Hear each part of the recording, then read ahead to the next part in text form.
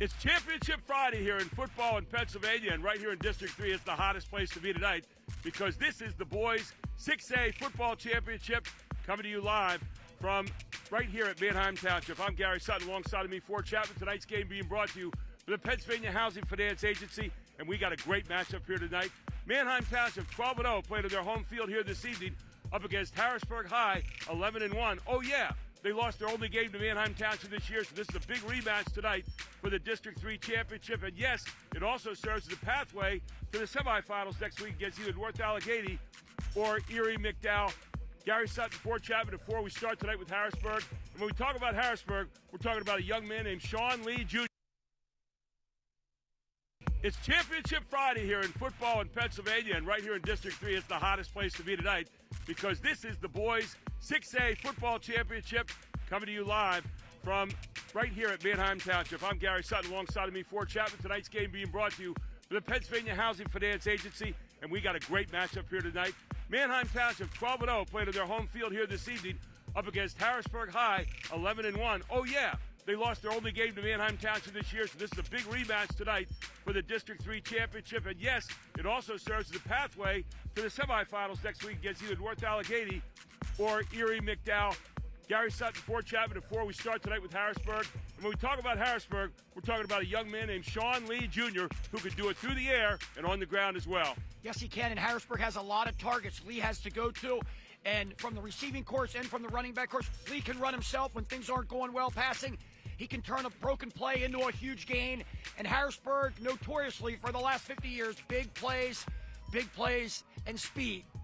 Lee has run for 15 touchdowns, passed for another 23. He's got 38 he's accounted for. You talk about Lee, you talk about Elias Koch, a guy he likes to go to regularly. 38 catches this year, averages 19 yards a catch. And then you got another guy running alongside of him, Nehemiah Ewell, up close to 1,000 yards himself.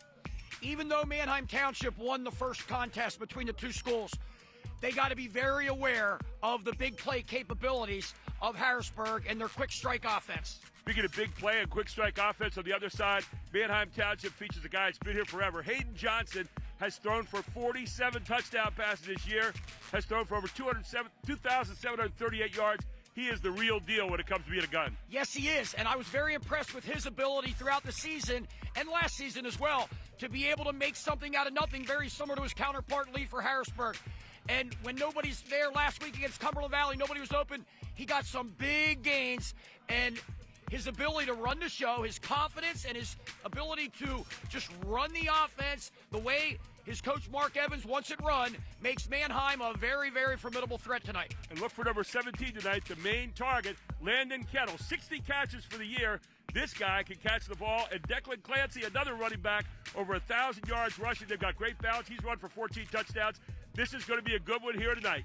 The thing you said, Gary, is balance. Manheim Township's offense is very, very unpredictable because they can run and throw so well and keep the defense off balance, and that's been a big positive for them throughout the season. Averaging 46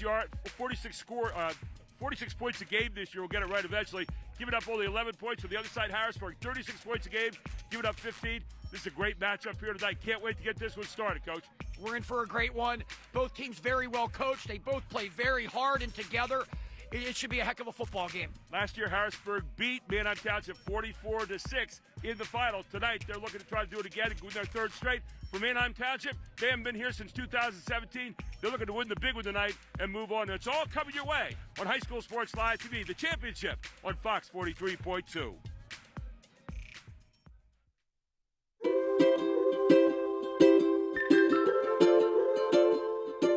All across Pennsylvania, families are living their lives in their own homes. Not long ago, none of these families believed it possible.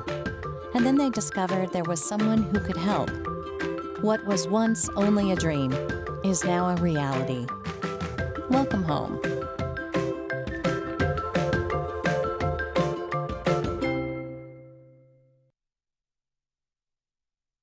Welcome back to Gene Cruz Field here. High School Sports Live is proud to present the 6A District 3 PIA Championship between Harrisburg and Manheim Township here tonight. A special thank you to the Pennsylvania Housing Finance Agency, Jack Giambalvo, Hoffman Ford, and Groff Tractor as we are ready to get this one underway. Johnny Morales kicking off here for the Blue Streaks of Manheim Township, 12-0. Harrisburg 11-1 coming in on the other side for the district championship in 6A. All here on High School Sports Live to be on Fox 43.2, and we are just about ready to get it going. Here's Morales with the kickoff, and we are underway here at Gene Cruz Field. Very quickly by Harrisburg. That'll be Quincy Brandon, and he is taken down right around the 15-yard line where Harrisburg will set up first down and 10. And they set up with a offense that's averaging 36.5 points a game, giving up 15.2. And right at the very heart of that is Sean Lee Jr., 119 out of 171 for 1,931 yards, 23 touchdowns in the air. But he also can run 1,132 yards, 9.8-yard average. He's got 15 yards on the ground, and they've got a potent attack. Gary Sutton, Fort Chapman here with you tonight, the head coach for the champion Bishop McDevitt team some years ago. And we're looking for a great game here tonight. Bunch trips to the right side for Harrisburg. Shotgun one back. Ball at the 17-yard line. 1st and 10 here in this championship game. Only loss for Harrisburg all year long. You got it. To Manheim Township early in the season, 3rd game of the season. Handoff right away. Get out maybe to the 18-yard line for Harrisburg. And Nehemiah Ewell carrying the ball there. Nehemiah Ewell with just about 1,000 yards this year, just under that, about 960 yards. Defensive coordinator Scott Yoder for Manheim Township really has to be concerned about the big play capability, as we mentioned in the pregame. But being able to stop Harrisburg there on that first run and force a 2nd and 9 is good. Ball at the 18, 2nd down 9. Sean Lee calling it out, pointing out the signals, looking to run, looking to throw it. Now he's going to run near side, has a man downfield, and just misses his man down there again. Quincy Brannon was open, just couldn't handle it. Asher Wolf on the coverage that time for the Blue Streaks. Bring up 3rd down now and 9 for Harrisburg from their own 18-yard line.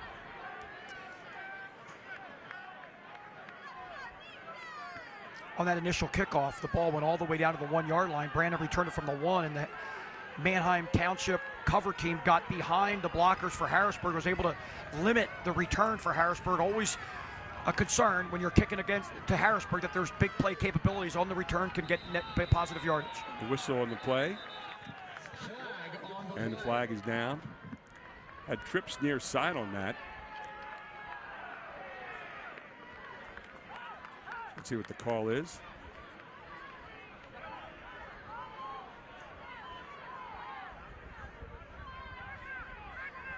Looked like Sean Lee was running over to the sideline there for something. Gonna be no flag, just. It was not Lee, actually. It was actually Jayon Lewis. Replay 3rd down and 9. Yep, so 3rd down and 9 now. 11-13 here early in the game. 3rd and 9 for their own 18-yard line for the Cougars. 2 receivers to each side. Don't be surprised if we get motion here. Yep, we get it. There goes Lee. Lee trying to get out around the corner. Lee's going to get maybe out to the 20, and that's all. So it was Kamir Williams actually on the run on a Wildcat. And a gain of maybe 2. It's going to bring up 4th down here, a kicking situation for Harrisburg. Gary, as much as you're got to be concerned as an opponent to Harrisburg about their big play return game on punt returns and kick returns, Harrisburg needs to be concerned about their protection on punts. Sean Lee ready to kick. Alan Feliciano, the sole man back there, waiting to receive the punt. Snap's good. Sean Lee gets it blocked. Exactly what I was talking about. Manheim Township on the ball, and they have got a great setup here right around the 12-yard line. Punt was blocked that time by number 36. That was Marcos Fernandez. They're probably going to waive this penalty off. I imagine it was 6 men on the line of scrimmage for Harrisburg. You need to have 7, and that's what it is. 6 men on the line is going to be declined by Manheim Township. 1st and 10. So it's going to be 1st down and 10 now for Manheim Township, and what a big break here to start out with. The block punt by Alan Feliciano there. Make that the Marcos Fernandez, rather, on the block punt. So the ball on the 12-yard line now. 1st and 10, 10-14 to go here in the first quarter. And stepping in there at the quarterback spot, number 1, Hayden Johnson. Everybody around here knows him. 47 touchdowns this season, over 2,700 yards. Johnson with the handoff. For the left side, it's Declan Clancy. Clancy, 1,088 yards this year, 14 touchdowns over that left side. So Clancy gets maybe 4 on the play. It'll be 2nd down and 6 yards to go now here for Manheim Township. Gary, back to that punt. The snap seemed really good. And it didn't seem like Lee was 14 yards. He was less than 14, the normal distance a punter usually is. And Manheim got through and caused a huge turnover there. Johnson throws it out to Clancy in the flat. Clancy getting around the corner, met there by Harrisburg, right along the 5-yard line. Harrisburg's speed defensively just ran that down. You talked a lot about that for Harrisburg speed, and laterally they can just stay with you all the time. They have speed that people haven't seen before. Absolutely. And defensive coordinator Jesse Haar, about 5-6 years ago, they started to go to more of a zone look most of the time and just eyes on the ball and being able to utilize that speed on the defensive end, and they did it right there. Ball on the 7-yard line now, 3rd down and 5. Let's see what they do here on this play. Trips to the wide side here to the left. Hayden Johnson knows how to throw it. He's had 47 touchdown passes this year. Johnson straight back. Johnson looking, man in the flat. Looks like Clancy again. Clancy bobbles it for a moment. Bang down right near the 3-yard line. Decision time here on the 4th and 1. If you're Mark Evans, close enough, you would think he's going to negate the field goal and just go for the 1st down from the 3-yard line. What do you think? 4th and 1. I think they'll probably go for it. Now, last week, Manheim got one of their extra points blocked when they beat Cumberland Valley here on this field. They also blocked a Cumberland Valley extra point as well. Got Eli Rodriguez coming in along with Nick Good and Asher Wolf. It looks like they're going to go for it right here. So first big moment of the game. This quarterback can run really well. Both quarterbacks really agile on their feet. So Johnson, they're going to take the Wildcat right here. Wait a minute. Offsides on the Harrisburg defense. That'll be half the distance and it'll be a 1st down.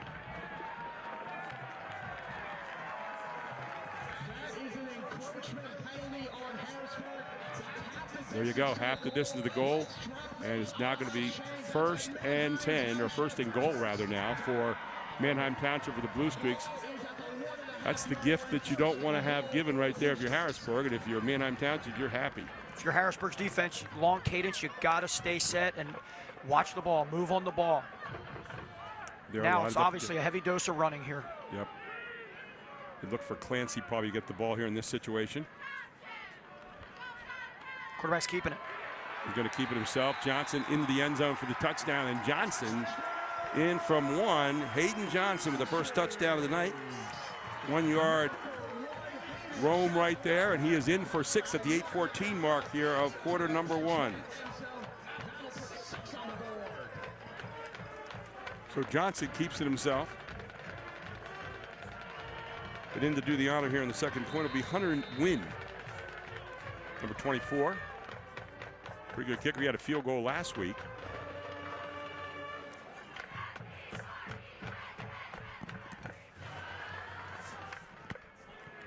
The snap is down. Kick is up. Kick is good. Hunter Wynn adds the extra point, and it's 7-0 there with 8:14 to go here in the first quarter in the boys' 6A championship football game right here on Fox 43.2. Back right after this.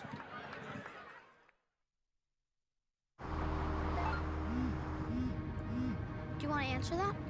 Nah, I'd never with a kid in the car. It's okay. I'm not here.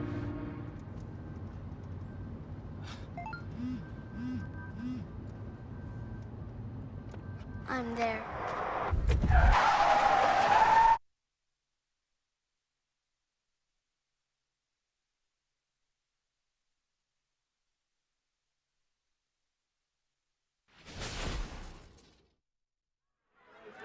And welcome back to Gene Cruz Field, where very quickly Manheim Township, because of a block punt, gets on the board here first. The block punt by Marcos Fernandez, and then from 12 yards out, they managed to get in the end zone.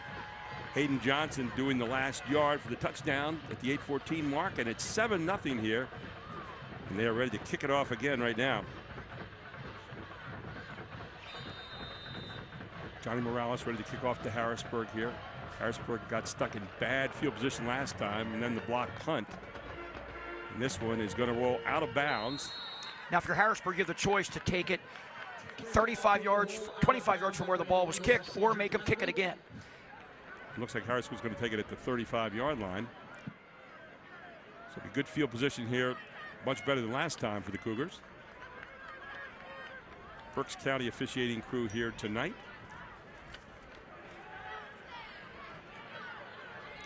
4 plays, 12 yards. Took 2 minutes there on that touchdown march. Not a very long march, kind of a scamper, actually. If you're the Manheim Township defense, you got to, I'm sure it's been ingrained in them by defense coordinator Scott Yoder all week. Do not give up the big play, including the long one through the air.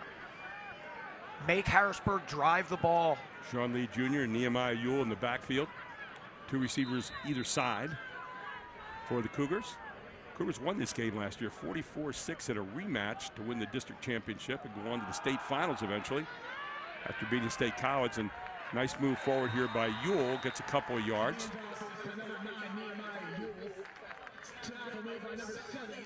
Eli Rodriguez in on the tackle there against Ewell. So Ewell picks up, he has 936 yards coming into this game tonight, does Ewell. Ewell 12 touchdowns in the season, averages 7.9 per carry. And you can see Ewell worming his way through there. He's second down now and 7. Ball at the 38-yard line. Sean Lee fires across the middle, gets within 1 yard of the first down. Quick hitch.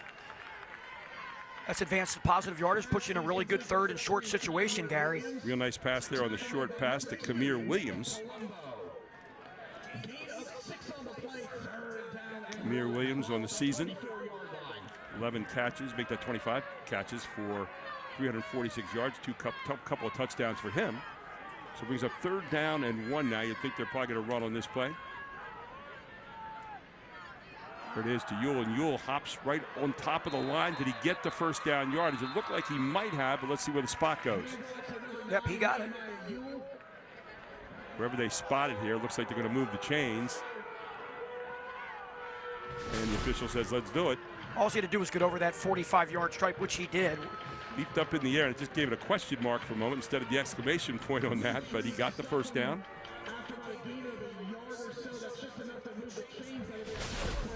So Harrisburg gets their first down of the evening. 1st and 10, ball at the 46 now. Cougars with their first down of the night, man in motion near side. Lee looks to pass it. Lee instead's going to keep it and gets back maybe to the yard of scrimmage, and that's it. He was looking to a hitch to the left side along the Harrisburg sideline, but the receiver was not looking for the pass, and therefore Lee had to just pull it down and get as much as he could. Just barely. You can see right here. Then tries to get something out of it, gets back to the line of scrimmage, and that's it. He's brought down there by Eli Rodriguez again, who's been very active so far tonight for Manheim Township. 2nd down, 10. Ball at the 45. Actually going to be 11 yards now, they're calling it. And it's Ewell and Lee in the backfield. Lee at quarterback, Ewell the running back alongside.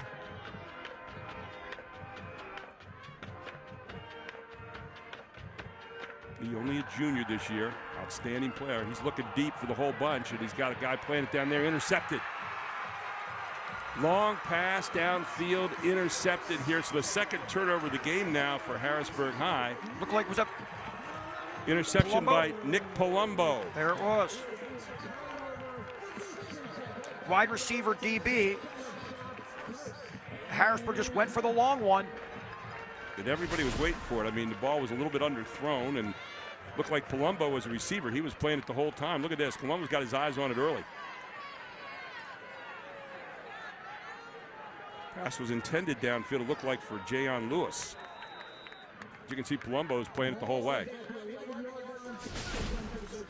The Blue Streaks will set up on their own 11-yard line. First down. Again, handoff at the right side. Nice positive yardage there for the Blue Streaks coming forward. And it's Declan Clancy again on the run.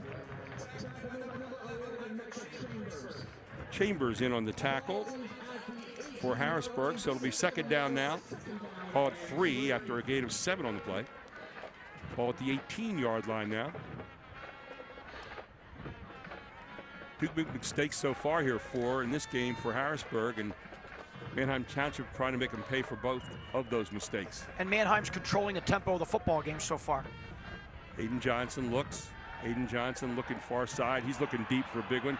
Maybe a push off here on the receiver, but not going to be called, and he gets his man out near the 50-yard line. Manheim the one that hits the big play, Gary. And Landon Kennel is the guy he looks for all the time. Kennel with 60 catches coming into this game here tonight.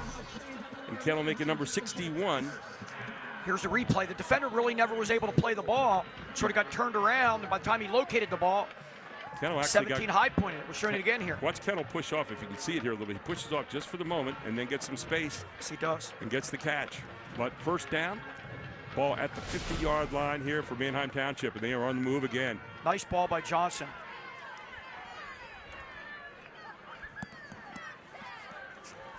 Johnson again looking, across the middle, he's got his man open. And out for looking like another first down here, depending on the spot. And again, it's going to be Kennel across the middle, so 2 catches by Kennel here so far.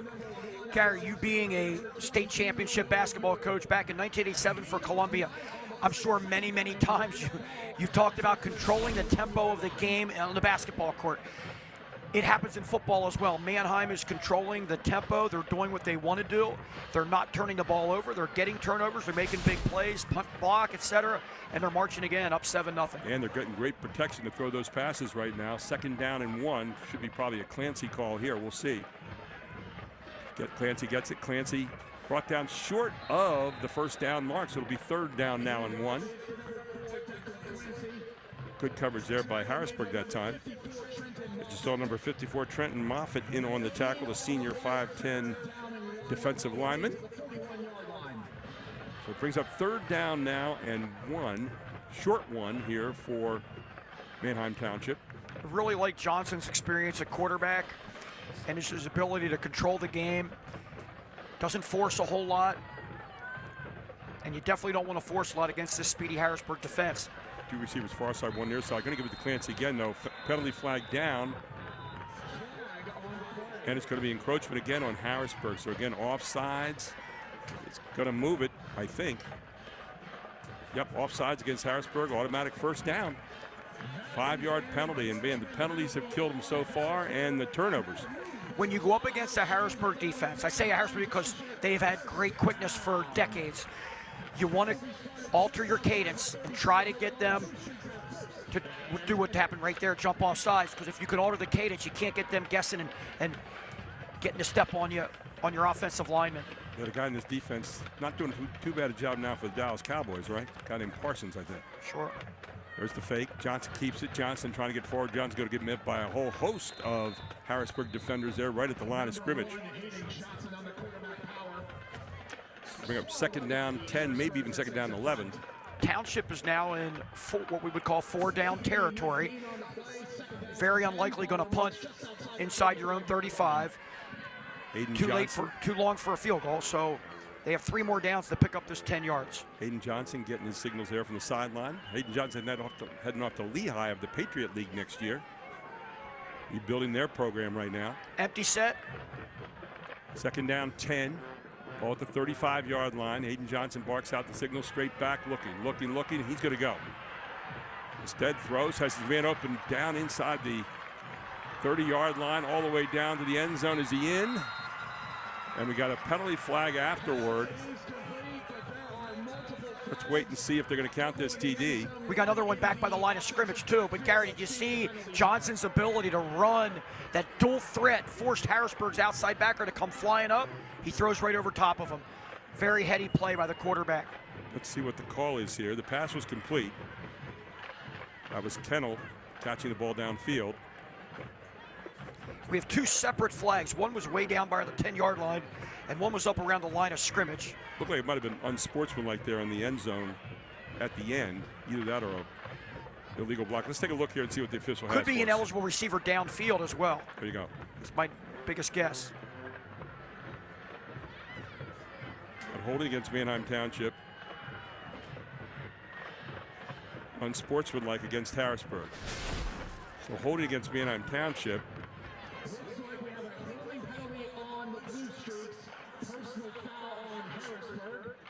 Let's see. It'll be 5 yards going towards the goal line. Okay, ball will be on the 31-yard line now. So it's second down now for the Blue Streaks. Ball's at the 31-yard line. And that should bring up. Offset, it's going to be replay the down, but it probably 10 yards on the hold, right. 15 the other way. That's why it went 5 yards in the direction of Harrisburg's defensive goal line. So they'll bring up second down now, and they're going to call it 6 yards to go from the second and 11 originally. And in motion near side, it's Clancy. It's got out in the flat, and Clancy is taken down right there. Nice defensive play by Harrisburg that time. As you saw,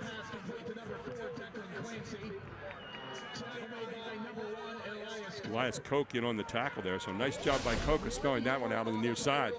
Saw a similar play last night. If you watch Thanksgiving NFL football, when Cowboys tried that play, Dak went to his left, same way that Johnson just did, and the Commander defense really bottled it up, and that's what Harrisburg did right there for a loss. Okay, here's Johnson now, third down, 7 yards to go from the 32. 1:49 to go here in the first quarter. Straight back goes Johnson over the middle, got his man right there. Beautiful pass by Johnson. I'm going to get down to the first down yardage. So Johnson finds his man. It's Asher Wolf out in the flat. Really nice timing route there, threw on rhythm. Looked to his outside receiver, and then threw to the slant. Right on money. Yep. Elias Koch with a takedown there, but not before the first down. So 19-yard line, first down and 10 here, inside a minute and a half to go here in the first quarter. First time we saw this formation, split back, shotgun. Johnson keeps it himself. Johnson near side, scampers around the left side. Finally submarine there, out of bounds. Clock actually going to keep going there. This offensive line for Manheim Township, not overly big, but I'll tell you what, they are aggressive.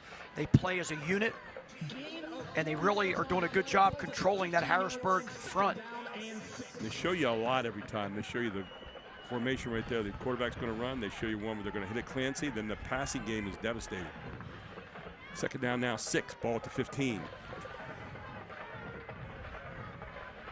Trips into the boundary. Let's see what this team is 12-0 this year. They are really sophisticated in terms of their offense. Clancy in motion. Draw. Yep, quarterback draw. It goes again, this time met again by Harrisburg. Not letting him go anywhere that time. Hayden Johnson is going to try to keep it, and taken down there by Micah Chambers. And that's going to be the end of the quarter. 20 seconds and running. Manheim will take it to the end of the first. So that's going to bring us to the end of the quarter here as we tick down to 0. But 7-0 here at the end of 1 as Manheim Township leads it. We get ready for quarter number 2. Here it's the boys 6A football championship. District 3, Harrisburg, Manheim Township. All right here on Fox 43.2. Back after this. That's everything. Receipts in the bag. Awesome. Say, how do you, budget? Well, I have a spreadsheet that I update annually. Okay. And I round up on income and round down on expenses. Well, that sounds backwards, right? No, I'm pretty sure that's right. Income up, debt down. Looks good on paper. Huh. Keep your budget in shape with our personal finance tool. Have better conversations about your money with the right people at F&M Trust. Lock it up at Hoffman Ford. Only Hoffman Ford offers 2 years maintenance included with any new 2023 Ford car, truck, or SUV order. Plus, lock in Ford's lowest APR rate today. Get 2 years maintenance included exclusively at Hoffman Ford. Why would you order from anywhere else? Who has your best deal on a new Ford? Hoffman has it. Hoffman Ford. just what you're looking for. Hoffman has it. And welcome back to Gene Cruz Field here, second quarter in the District 3 6A football championship game, and it's going to be third down now. Johnson looking for the middle, just missing his man, and good coverage that time by Salim, make that Kamir Williams. So to bring up fourth down now for Manheim Township. Probably a field goal here, but if you notice there, Gary, there's the zone eyes that Harrisburg does so well. Come flying up, the defensive back almost stepped in front and picked that ball off. First miss for Johnson all night. He was 6 for 6 in the first quarter for 57 yards, and now 6 for 7. They're going to not go for the field goal. They're going to go for it. They're actually going to go for it here. So he's setting up for a wildcat here. Just going to come back. He's just calling his signals. So Johnson there with Clancy in the backfield. For the fourth tight down, end. 7. Tight end going. Looking. Being flushed out there. Good pick up of the block. And back to the end zone. And they got their man for the touchdown. And yeah, it was that one guy again, Mr. Asher Wolf. Found an open spot in the end zone, and Wolf with a touchdown. When you get a chance to bring down Johnson, you have to do so. He is so elusive, and then his vision downfield to pick up an open receiver. We're going to see it again here. Avoids the rush, quickly looks upfield, finds an opening, touchdown. What a great block there to get him open, too. He was getting ready to get taken down right there, and a good rush by Harrisburg, but a good block saved him, and he bought him a couple extra seconds to make that pass to the end zone to Asher Wolf for the touchdown. The decision ended up by Mark Evans, head coach of Manheim Township, to go for the first down and getting a touchdown. There's Wynn in for the extra point. Wynn is up and good. And at the 11:46 mark of quarter number 2, 14-0, Manheim Township leads it. It's the 6A District 3 championship game right here on High School Sports Live TV on Fox 43.2. You may recycle your electronics, appliances, and mercury thermostats at the Dauphin County Recycling Center. In addition to 8 local drop-off sites for recyclable materials. Recycling matters in Dauphin County. Since 2001, Dauphin County has recycled over 10,000 tons of electronics. And 1.6 million tons of recyclables like cardboard and plastics. Keep up the great work. Bring it on!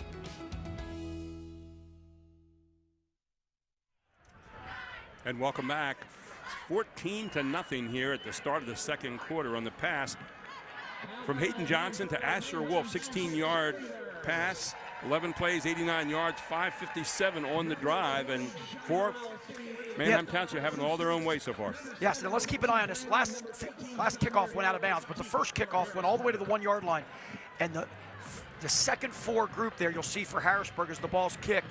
The guys at around the 25-yard line, they didn't get back far enough to give some protection to Quincy Brandon Jr., and he got decked at the 15-yard line. Let's see what happens on this third kickoff. 2 turnovers, 2 touchdowns for Manheim Township. Johnny Morales with a kickoff again for the Blue Streaks. Now they're back for better positioning. Taken at the 5-yard line by Harrisburg.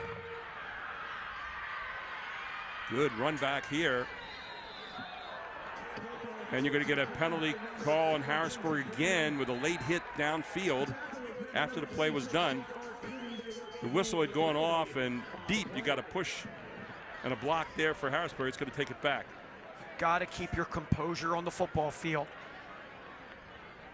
There were a few of these last week in the Cumberland Valley Manheim game, and one of the Manheim players got thrown out of the game for something that was late, and now this is going to go against the Cougars. It'll be an unsportsmanlike conduct against the Cougars. It's going to take them back. Got a pretty good run back there, and now good field position is going to become far less than that. Take a look here. Good job by Quincy Brannon. It's going to be too far to the left. It's going to be out of our screen. It was down the field, and he just leveled the guy after the whistle had gone off. So brings up a first down and 10 now. Ball significantly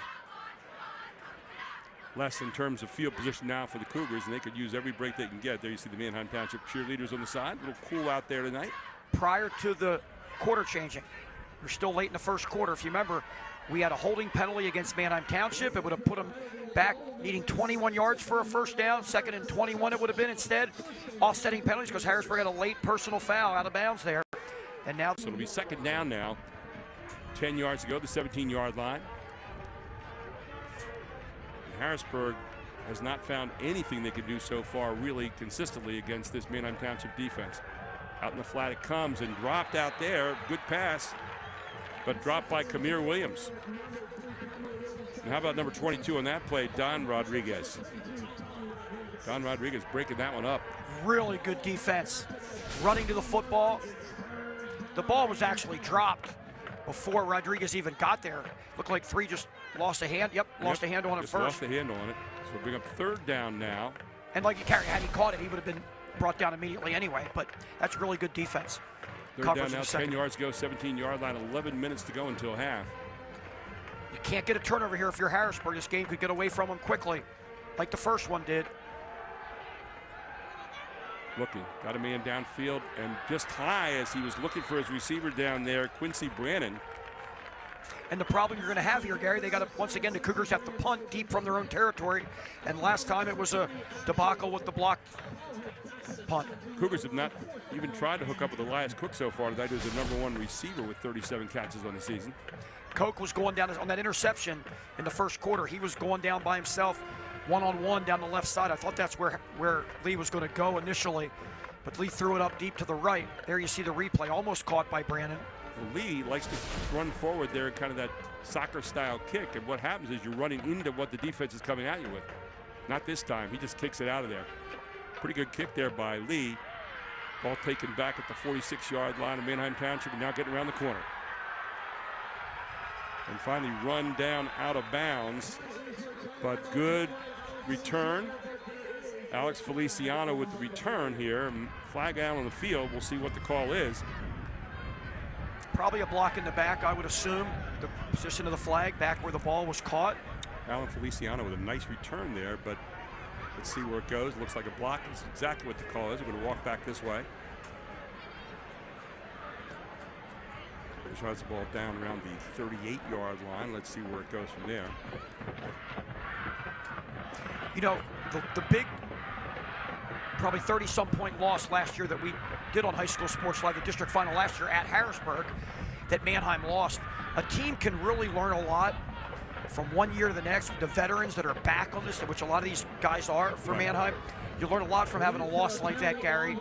And it looks like this Manheim team has more experience than last year, and they're really playing with a lot of confidence and unity. And it's going to be tough for Harrisburg to get back in this football game. Yeah, experience and maturity. You can see it in droves here tonight. Yes, you can. And a lot of confidence, wouldn't you say? Absolutely. Look like they know exactly what they want to do here this evening so far, and they get the ball now at the 37-yard line, 1st and 10 after the penalty. Hand off to Clancy. Clancy over the left side. Clancy submarine there, and a gain maybe of a couple on the play. Gary, the other thing Manheim's doing offensively, they're putting themselves in a lot of good down and distance situations. That didn't look like a big gain, but at least it was a 2 to 3 yard gain. Positive gain. It's going to be a gain of 2. Second, make it 3. 2nd down and 7 now. Ball at the 40-yard line. Really mixing it up here against Harrisburg thus far tonight. Yes, they are. Aiden Johnson, Lehigh bound for next year. 2nd down, 7. Johnson back. Johnson looking. Johnson over the middle. Has a man right there. And just broke it up. Was it a fumble? Harrisburg football. Midfield. Yep, caught it and fumbled. Got it on the hit. That's going to be a catch and a fumble right there. Had his pass completed over the middle. Ball's recovered here by number 22, Noah Ewell. Gary, if you watch this replay here, for those at home, quarterback Johnson does a great job hitting the seam. Harrisburg playing a lot of zone pass defense. He hits number 11 right there in the seam, but a great hit to pry the ball loose there by the Cougars. Only the 5th turnover of the year as Antonio Vasquez drops the ball. Harrisburg gets it back, and a big break here for Harrisburg. 9:56 to go here in the first half. Don't forget, coming up at the half, we got a Jack T. and Balbo halftime report of Evan Brooks up here at halftime, and Charlie Fortney as well. Big time now for Harrisburg. Can they capitalize on this? A nice run over the middle, and that's exactly what Harrisburg was looking for here, as Ewell is going to work his way forward here. Gary, really the first time Harrisburg's had a little bit of momentum in this football game. It's been all Manheim Township momentum, starting with the big hit on the opening kickoff and then the block punt a few plays later. They get the break. They get the ball at the 50-yard line. Fumble there by Manheim Township's Vasquez. So be second down now, thrown out in the flat. And just too late. A little bit of a bobble there caused the delay. Did you see how Vasquez broke on that football?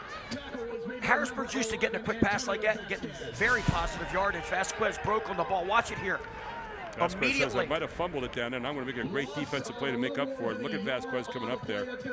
Really good aggressive play. A little bit of a bobble there on the snap. Harrisburg's pretty much in. I know they're only a little bit cross midfield. You think they down 14? They're in 4 down territory here, unless they lose yardage here. But third down and 3 now for the Cougars. Ball at the 43-yard line. Going back to a zone. Looks like a zone look by. Come right back to Yule again. Yule trying to get around the corner. Yule does and gets down close to first down yardage. Let's see if they mark it down. Yule's a really nice scat back, Gary, but he's not a Kenny Watson, Hank Poteet, some of these guys that they've had over the years that can go the distance. Going to bring up fourth down and just less than a yard. Take a look, though. Good job at just getting down there. Yes. So he gets 4th and inches. 3, and it's 4th and inches, and you don't know if they have the. Got the double tight look in here. Here we go. One more time, maybe to Yule. Let's see. Yule straight forward. Yule gets the first down and more. So Yule inside the 40-yard line. First down again for Harrisburg. They're second now in this series. And the Cougars also right now are keeping that Manheim Township offense off the field by running a little drive here and keeping it on the ground. 7:47 to go here in the first half. Harrisburg running the football here, obviously. You saw Yule getting the first down. So Yule doing the yeoman duty right now. 2 receivers near side, 2 receivers far side. There's the read option, and Yule bangs forward inside down to the 35-yard line now. Hear that zone read? Trying to just ride Yule for a while here. And, on that offensive line, only a sophomore. Kevin Brown, his dad was a great player in the late 90s for the Cougars. Went to play at West Virginia. A lot of promise out of that big offensive tackle. Second down and 6 now from the 35-yard line for Harrisburg. And that nice offensive line, that's what they want to do now, is get in behind that and run. Sure. And one step away from putting the ball in the air. Harrisburg messed up with their formation here. Play clock down to 10. Double tight, double flanker set. Second down, 6. Lee straight back. I think Harrisburg got a timeout there. We're going to get a penalty flag there. They didn't need the outside receiver to move up because they had a double tight set, it looked like. Timeout on the field. We'll take one as well. This is High School Sports Live. The championship. Boys 6A of District 3. Back after this. Breaker box is toast. Recommend the whole rewiring. Well, that sounds expensive. Is that something a home equity loan could help with? No clue, but listen. If you're trying to make money fast, head down to the horse track and let it all ride on Old Cloud Stomper. Jockey's my cousin. Well, second. That works for you? It will work. It will. Let me think about that. Borrow better with our range of fast and easy loans. Have better conversations about your money with the right people at F&M Trust. And welcome back to Gene Cruz Field here. It's the District 3 6A championship game. Second down and 6 now for Harrisburg. They're down 14-0. 2 turnovers in the game, and Manheim Township cashed in on both of those. What we were saying there, Gary, you need 7 players on the line of scrimmage on offense, and they had 7. And that flanker to the right by the Harrisburg bench was being told to move up. He did not necessarily need to move up there. So second down and 6 now. The timeout saving them from a penalty there. Straight back again. Looking is Lee. Lee's going to run with it. Lee around the near side. Lee across the 30, inside the 30, 25, down near the 22-yard line. Let's see if he got enough for the first down. Looks like he did. But we have a penalty flag up midfield there. And that's in the hold area. Sure is. Where the penalties have been terrible so far for Harrisburg tonight. They've come at big moments. You saw Sean Lee's ability to use his feet just like on the other side Johnson has. Both quarterbacks very elusive. Sean Lee on the season 1,132 yards running. He has 15 touchdowns running. Let's see, is it a hold? Not sure.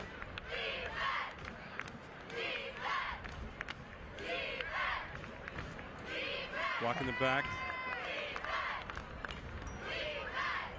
We got holding. The block in the back was declined, and the holding call was the one taken by Coach Mark Evans and his staff, and that's going to move Harrisburg back in from a gain of a first down back now to a second down and long.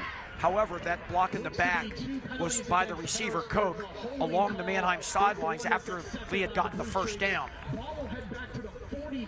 So that would have been a spot foul. That's why they declined that and took the holding penalty, which takes them back 10 yards from the line of scrimmage, 2nd and 16.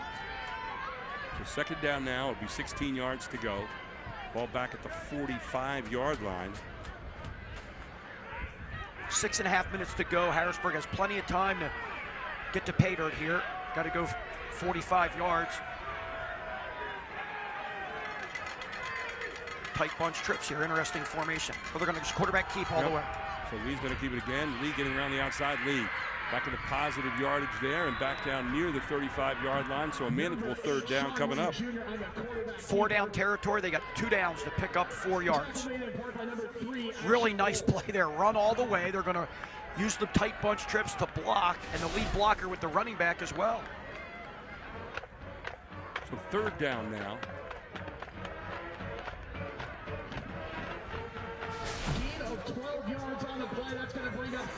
So third down now, 4 yards to go, and I wouldn't be surprised to see Lee maybe keep it again. He's run the last 2 times, gotten very good positive yards. You can see how quick he is and elusive.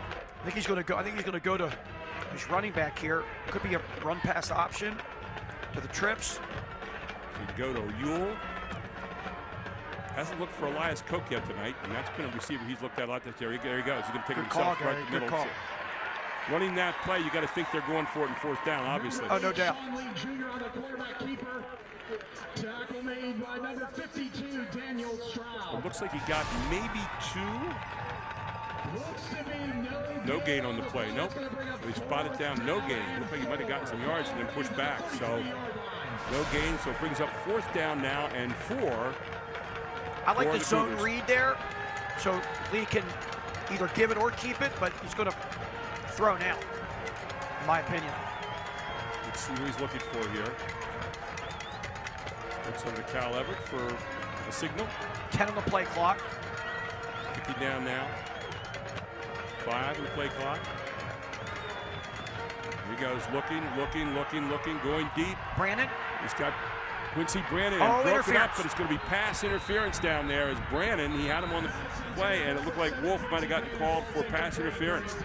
That was a close call. I think it was a good call, but Wolf was right there and played it pretty well, but he got his eyes on the receiver and played the receiver a little bit. I'd like to see the replay here. Really had him isolated down there for the moment. Brandon was coming back to try to catch the ball, and it looked like there was a little bit of cutting. Let's see it again. See it again. Here it is. Look. Take a look. Yep, he got him. That was a good right call. At the end and kind of face guarded him there at the end as well. So a little bit of contact right before the ball got there. That was a very good call. There it was. Didn't have a chance to catch it. So first down now for Harris. A big play here at 5:28 to go. Penalty on the play there against Asher Wolf, who has a touchdown himself tonight at reception. 18-yard line, 1st and 10 for Harrisburg. Now I believe you're going to see the zone read here, where Lee can make a decision to put the ball in Ewell's belly and either give it or keep it. He's so elusive. So here's Ewell coming back there with him. 1st and 10, ball at the 18-yard line now for Harrisburg. Hand off to Ewell. Ewell dances to the right side. Ewell across. Down inside the 15-yard line. Nice run again by Ewell. He's getting some good time in there tonight and gets good positive yardage here for the Cougars. I mentioned some former Cougar running backs a moment ago with Kenny Watson and Poteet, and I did not mention, but Robert Tate a couple years before them. Ewell's a tough, rugged runner, don't get me wrong, but he's just not super big. Ball down at the 10-yard line. That will be 2nd down and 2 for the Cougars as they are on the march here. But he has a lot of spinning ability and a lot of toughness, and that got a couple of their running backs last year. Kyle Williams was a heck of a two-way performer, as well as big number 7 last year. No reason to go away from the running game right here. That's right. Bill's doing a nice job, as is Lee. Second down, 2 from the 10. There's Lee keeping. Lee keeps it himself. Lee pushing forward, down inside the 10 near the 5-yard line. Good pick up there, first down for Harrisburg. There's the zone read we talked about. Gain is enough to drop the sticks. That will be a Harrisburg. It'll be first down and goal now for Harrisburg.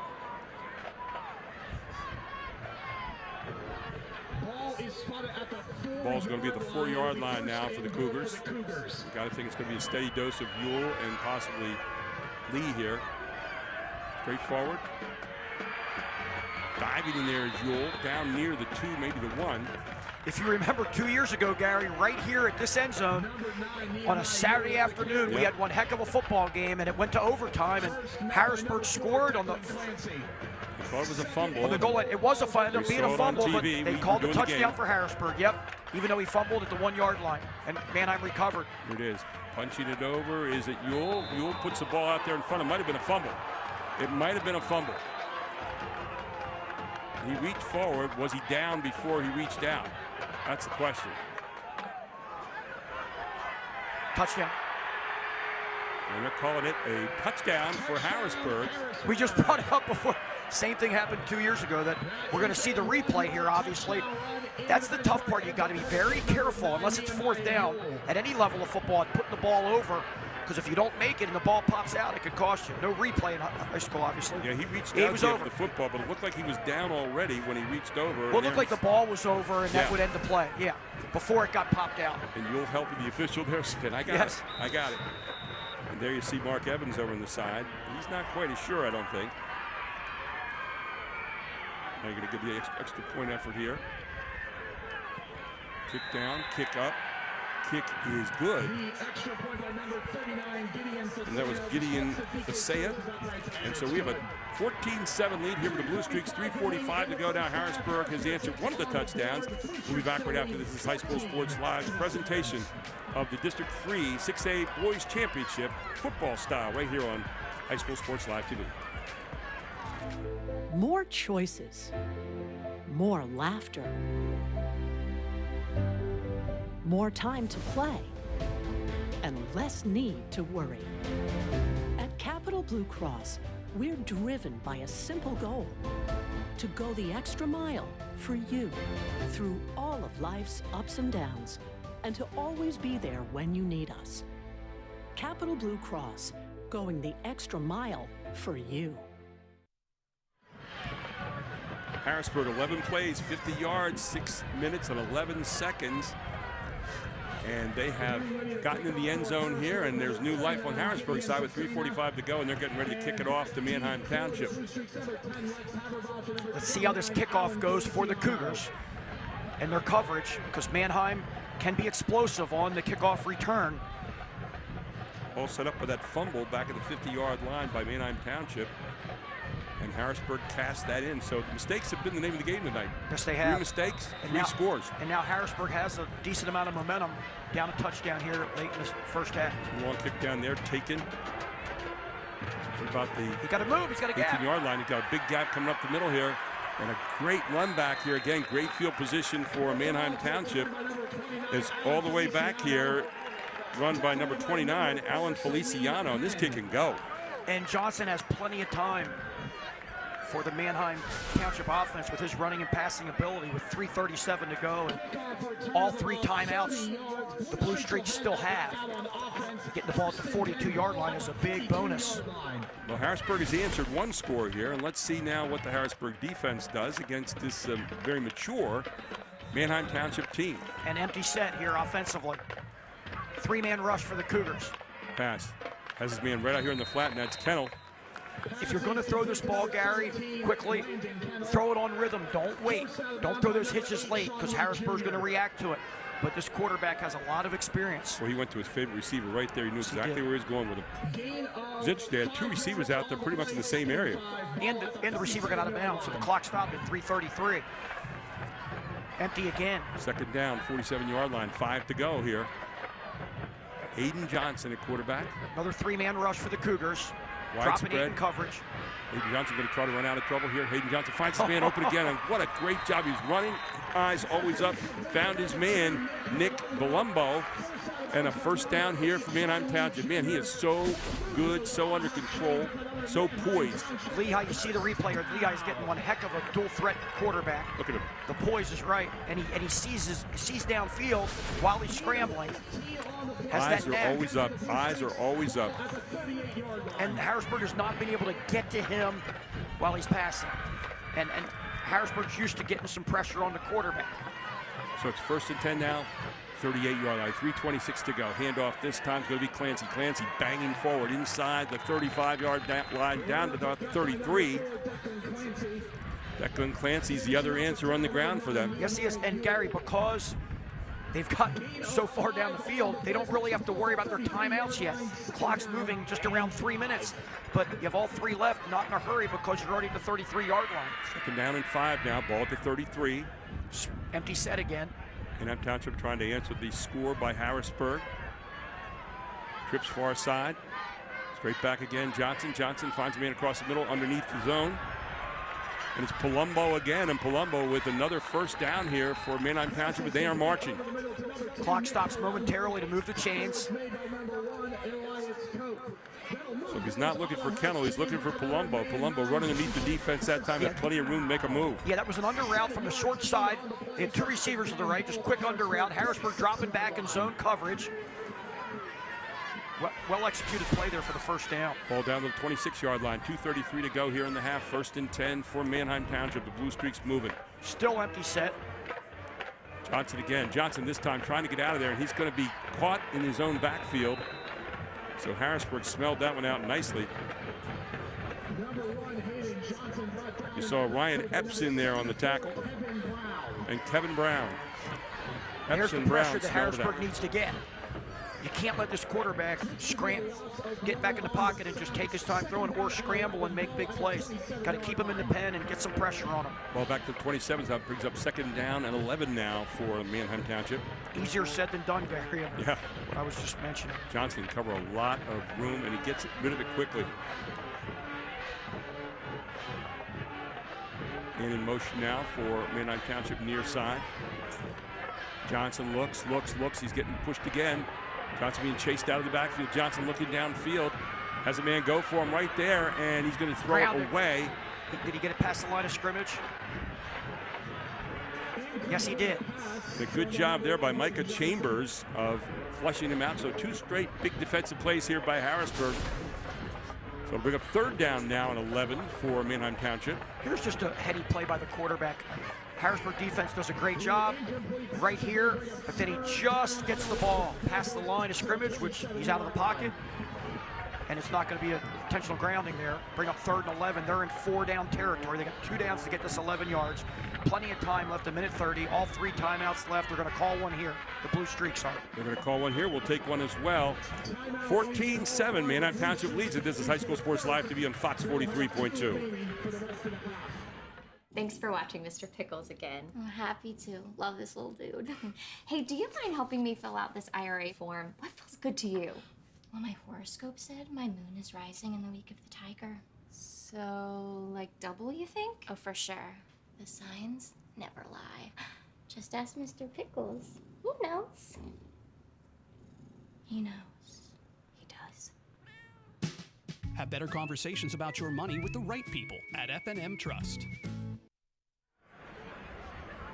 Hey, Middle School Boys Sunday Night Basketball League. Sign up now. Advanced Hoops is running their annual Middle School Boys Basketball League. You can sign up as an individual and get placed on a team coached by the Advanced Hoops coach. Sign up with a few friends and get put on the same team. 5 tourney-style games every Sunday. Players from all over South Central Pennsylvania are signing up to get extra playing time. Go to advancedhoops.com to sign up for the Boys Middle School League. Gary Sutton, Fort Chapman with you here. We have 3rd down and 11 now. 1.5 minutes to go here in the first half. Ball at the 27-yard line of Harrisburg. Aiden Johnson, big play coming up here. Harrisburg has kept it to no gain the last 2, and now you get a timeout here again. And do we have a penalty flag down? No, timeout Harrisburg, I believe. Timeout Harrisburg this time. And we'll keep it right here. So that was an under route that we saw earlier that you had mentioned. Under the one of the receivers for Manheim was running under the Harrisburg linebackers, and it looked like that's the pass they were trying to hit, Gary. And Harrisburg obviously got to look at that. Jesse Haar runs the defense for the Cougars. They run a lot of zone, 3 to 4 man rush. They've been rushing 3 when Manheim goes empty. And just dropping back into zone coverage and breaking up on the football. So a minute 29 to go here in the first half. Manheim Township went up on 2 turnovers, 14-0. Harrisburg got a turnover at the 50 against Manheim Township, took that down for a score. So 3 turnovers tonight, 3 scores. One of the most amazing stats I've ever seen in high school football. There's the Cougar band over there on the far sideline. A cold night, but they're feeling warm inside and about their team's chances so far. And big play coming up here for both teams. I'll give you that stat after this play. Different look here, back in the backfield. Tight end trips, look for the tight end on the right to go down the field. Here he does. Johnson. Pressure immediately. Oh, Johnson's getting pulled down again. Is that Epps again on the play? Make that known. Number 17, Sincere Jackson. Harrisburg D-line turning it up several notches the last 2 possessions for Manheim. That was Epps, number 12. And now if you're Manheim, you may as well go for it. You're down around a minute. You don't want to give Harrisburg the ball back, but if you do it, you're going to have the ball around the 30. It's worth it to try to get a pass downfield, try to get this first down. Harrisburg's defense has gotten large here in the last 3 plays. Aside from the incomplete pass, 2 losses. So Epps coming up big here for the Cougars. Mark Evans letting the clock run down. You don't want to let it down too far in case you do get the first down. A little surprising he's letting it go this far. But I think you'd want to stop it around 45, 50 seconds. It's going to stop it at 30. So it stopped at 30. One more play here to end the half. Let's say you get the first down around the 15, 10-yard line. There's only going to be about 22 seconds left, and you will have 1 timeout left. We'll see. We'll see what Coach Evans is coming up with right here. What are you calling this? Well, what he's trying to do, first of all, call the timeout with 30 seconds. He doesn't want to give Harrisburg a lot of time left to do something. But right here, I really think he's going to go for one of those medium crossing routes, like a dig route at about 15 to 18 yards down the field, one of his big receivers, and try to hit him in between the zone coverage. Harrisburg doesn't play much man, and you got to expect a zone with probably a nickel look, probably rush 3 here and drop 8. Another thing, just throw the ball up deep in the end zone, throw it up for one of their tall receivers, including right down here to the right side. But I'm looking for a dig route. Let's take a look here and see what they come up with. Hayden Johnson, 4 straight wide back. outs. Looking. He's got a man over here on the far side, wide open, and pushed out of bounds. And again, Nick Palumbo, who's been one of his favorite receivers so far tonight. Great pass over there to Palumbo, and he was wide open. And now it's big that he got out of bounds. He got out of bounds. That's going to stop the clock and kill the snap. I think he got out. It was tough to tell here. We couldn't see. Nope, it's moving. Okay, so this is where you want to give yourself more time if you were Mark Evans, not to be overly critical. Now you're going to try to get out of bounds again, and does he? Yes, This time he does get out of bounds. Good pass, 10.4 seconds to go here in the half, and now they're in field goal range at least for win, but I don't think they're thinking field goal. Trying to make a statement right here is Manheim Township, and again, the guy they found over there was Palumbo, who's been the main receiver tonight along with Kennel. Now, if you do not, you have a timeout left, so you can do anything here. Anything you want to do offensively. You just don't want to take a lot of time and get incompletion, then you have 1 play left. You make sure it's into the end zone, though, right? You don't have to worry about that because you have a timeout. Here he is, going to the end zone. Did he get his man there? And it's going to be incomplete. And it was tight coverage there. And they called pass interference on Sean Lee, I believe. And that's going to be half the distance. It's not super harmful for Harrisburg. Right. Because you don't expect a running play here. So half the distance makes it, with 7 seconds, just under 7 seconds, you could get 2 plays if you hurry the first one. But you don't want to take too much time. If you're Johnson, he knows that. So now it's... Let's put it this way. If I were Manheim, I would want 10, 15 more seconds on the clock right now. Ball just inside the 5-yard line. Again, you're looking for a quick pass right here of some kind. Palumbo's been the passive choice tonight so far in the short situations. So second down. The downs are relevant right now because you only have one, if not two more plays left. Harrisburg coming in the end zone. Got him his on man. the wheel route. Slant wheel, got him. And it was Palumbo again. Caught Palumbo again for a touchdown pass here. Nick Palumbo. Great execution for Manheim there on the slant wheel. Took a little bit of time, but they got it done. And would have time for Palumbo another with play. the catch. Yeah, beautiful little pass here. Palumbo every time. And again, up against Sean Lee there in the end zone, and Palumbo gets the better of him on that one. So it makes it 20-7 now with the extra point attempt coming up by Wynn. Great execution by the Blue Streaks there on that drive, that fourth down play, and then that slant wheel. Tremendous. So Hunter Wynn lines it up here for the extra point. Snap down, kick up. Kick is good. 21-7 now with 3 seconds to go here in the first half. We'll keep it right here. So some really smart play right there at the end by Coach Evans and his team, knowing what they wanted to do in that time and score situation, therefore. No doubt about it. I like the way those last few plays, they threw the ball quickly, which would have given them another play. They would have had a chance, had that been incomplete, that would have given them a chance to either decide to go for it or kick the field goal.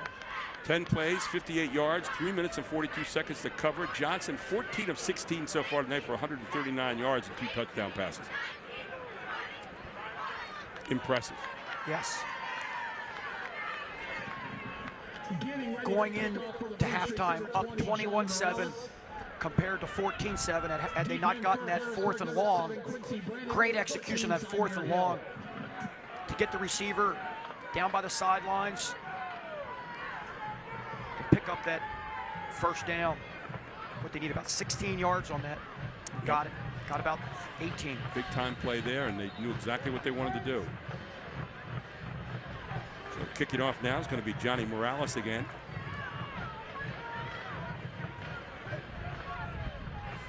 Three seconds to go. If you're Harrisburg, you're hoping for a miracle here, maybe a great run back.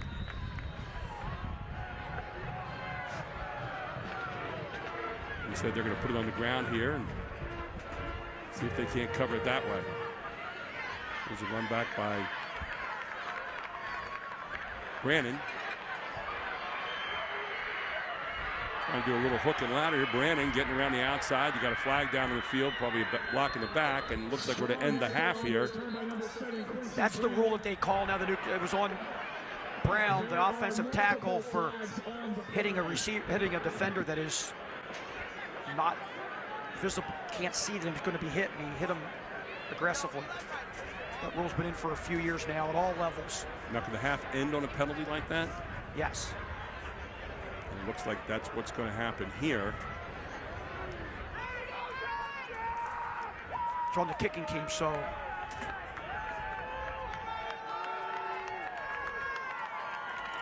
We're waiting to see here. We have several flags, though. It's not just that one flag. They have 3 flags after that. 7-man crew for the playoffs rather than the normal 5. Every once in a while, certain areas will do 6 in the regular season. Not often. There you see right here, and he stays alive for a moment and continues to run. Should be the half here. There's where you got your block in the back right there. Yeah. So that'll be the half. 21-7 at the half, and coming up at halftime, the Jack Giambalvo halftime report, the Capital Blue Cross and AT&T halftime stats, and the Capital Region first half highlights. Plus, we have Evan Brooks up here from Fox 43 to help us with a halftime analysis, and Charlie Fortney on High School Sports Live, a wrap of the football season and looking ahead to basketball season, all here on High School Sports Live to be on Fox 43.2. Back after this.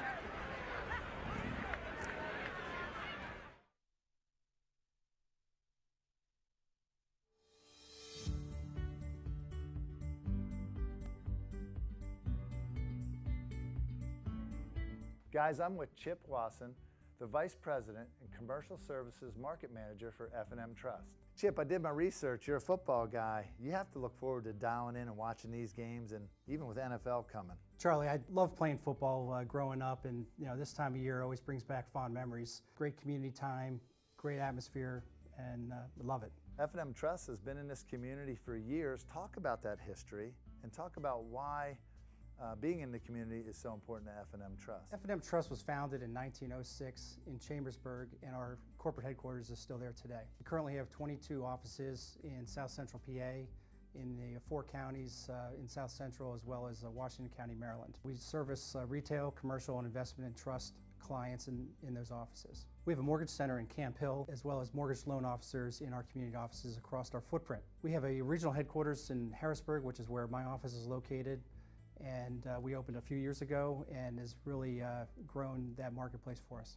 Chip, talk about the interest in High School Sports Live and wanting to be involved in the education of high school sports and the student athletes that get the exposure night in and night out. Absolutely, Charlie. And one of the things that F&M strongly believes in is supporting our communities. The bank contributes hundreds of thousands of dollars and thousands of hours of volunteer service to community groups and organizations throughout the year. One of the areas of focus for us is education. So supporting high school football is a natural fit for us. We know everyone involved in these games, from players to coaches to cheerleaders and to members of the band, really have invested their time and talents to represent their school and their communities to the best of their ability. It's also an opportunity to be a part of a great group of sponsors there that share F&M Trust's commitment to community. Well, we appreciate you being involved in High School Sports Live and supporting our community effort, but you guys are doing a lot of neat things out there. Why don't you hit on a couple of those key initiatives? Our entire team is actively engaged in the many of the nonprofits, as well as the chambers of commerce that serve our region. For instance, we're donating time to assist with the rebuild of the Broad Street Market, which had an unfortunate fire earlier this year. We have and will be participating in the United Way's Day of Caring, where we support the nonprofits in the area through volunteer hours. We have a team of people that volunteered to walk for the American Heart Association fundraiser at City Island, and we've received a tremendous response, and our team is very happy to be involved, especially in after-hours projects as well. What was that like playing high school sports and you watching these football games on TV? You almost have to relate to these kids today. Oh, it's, Friday Night Lights is the best. I mean, it's really tremendous. It's a great community event, and towns light up when those Friday night games are on. What's your favorite memory as a high school athlete? On that football field, playing defense. You got to have one. Oh, I do, and it was a pick 6 for a touchdown to win the game. How many yards? It was about 60. Gary, guys, we got a guy here that if someone gets hurt in the second half, let's put him in. Chip Wasson, thank you. F&M Trust, reaching the community, supporting High School Sports Live. We appreciate the partnership. More choices, more laughter,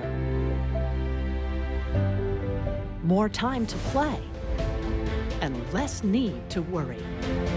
At Capital Blue Cross, we're driven by a simple goal: to go the extra mile for you through all of life's ups and downs, and to always be there when you need us.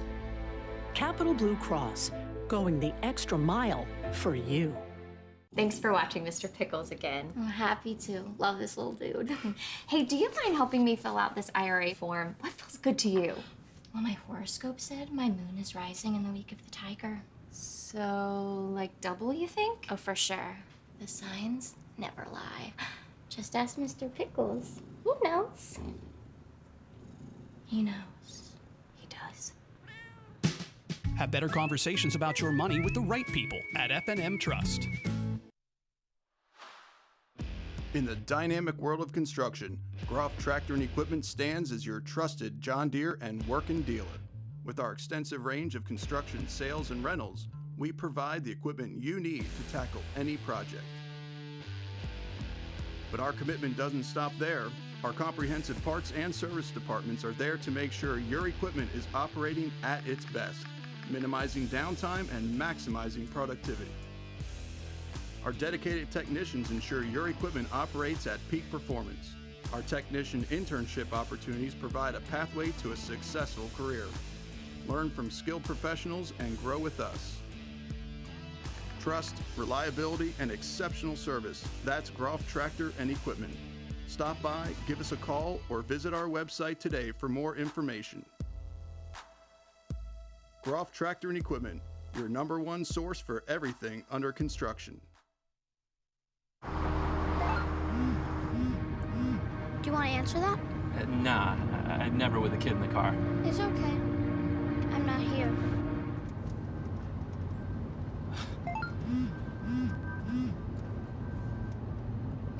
I'm there.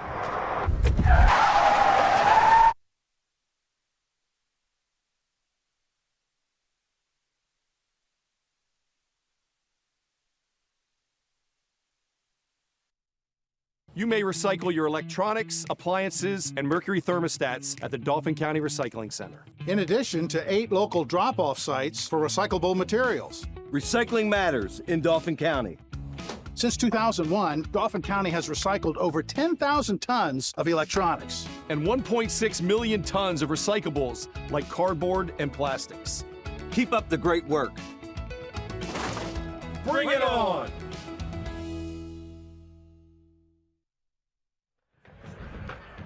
And welcome back to Gene Cruz Field here, and we're up in the press box right now. It's a Jack T. and Balbo halftime report, 21-7 here at the half in the District 3 6A championship game here between the Cougars of Harrisburg and Manheim Township, the Blue Streaks. And we're up here with Fort Chapman, and also a special guest tonight here in the middle, and we get to see him every now and then, Evan Brooks from Fox 43, the mothership, so to speak. And Evan, you're up here covering them down in the field tonight. You're a little colder down there than we are up here in the box. Just a little bit. Tell us what you saw there in the first half. Yeah, I mean, really great offense so far by Manheim Township. Hayden Johnson obviously executing on all levels, hitting a bunch of different receivers, spreading the ball well, and the offense is moving. I mean, the Harrisburg defense hasn't really been able to stop them. Like I said, Hayden spreading the ball around, getting it to his playmakers, and that's what you expect of a senior quarterback committed to Lehigh. Fort Chapman, you had big mistakes tonight, 3 big mistakes, cost 3 scores here in the first half, and and then of course Manheim Township showing again great maturity here at the end of the half. Right when Harrisburg put a lot of pressure on the quarterback Johnson, he was able to make that big 4th down and long play, and then a few plays later get it in the end zone, and 2-touchdown game right now. Let's take a look right now at our F&M Trust first half highlights, because we got a bunch of them here, including Manheim Township coming out here on the field to start this championship game tonight. A lot of people out here tonight, even though it's cold, and a nice hot atmosphere. Let's take a look at our highlights right now, and there you see Manheim Township. They're 12-0 for the season. They're waving the flag here at Gene Cruz Field. Now we get into the game, and we'll take a look at some of those early mistakes here.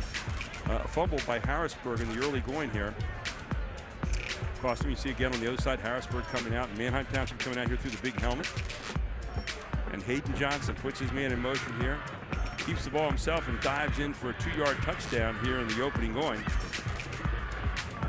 That was early in the game. Same play again. See Johnson slashing off that left side. He can run as well as pass. Here's Lee throwing downfield, being played perfectly down there, though, by a guy who's been big in this game tonight so far. Number 2, Nick Palumbo. Then you see again Johnson looking for the end zone, and who's he finding there? Yeah, he finds that guy down at the other end, Asher Wolf. And you watch him avoid the sack here. Really nice job. Look at the great block back there to buy him that extra 2 seconds, and Asher Wolf catching it in the end zone. Beautiful play there, Evan. Yeah, beautiful for sure. Really poised back there in the pocket. Knows where his receivers are going to be. Just hits them wide open. Fumble at the 50 here gave Harrisburg a chance to get down the field, and they cast that one in, handing it off to Nehemiah Ewell for a dive over the left side, a 50-yard run there. Ultimately, I think 11 plays to get in for that touchdown, and then back they come again. Hayden Johnson showing you some real poise here, and looking in the end zone and finding Palumbo. As in the last 3:52 here, they get down and packed on points number 20 and 21 here. Quick play action, he had to get rid of it. He knew he couldn't hold on to the ball long. Nice job. And there it was, and that's a 21-7 here at the half. Remember last year it was 44-6 Harrisburg, toning for an early season loss to Manheim Township. Let's take a look right now at our Capital Blue Cross and AT&T halftime stats and break it down for us here, Fort. Well, the big stat that comes off there is Harrisburg's done some nice things on the ground, but that 5 yards passing, you don't expect that from a Harrisburg team. And giving up 139 yards through the air, and total yards, it's lopsided over 100 yards, Manheim Township, and then the 2 turnovers for Harrisburg have hurt as well. We'll take a look at the first half numbers also individually. 14 of 16 for Johnson in the first half, 139 yards, 2 touchdown passes, 1 touchdown running, 5 rushes for Clancy for 19 yards.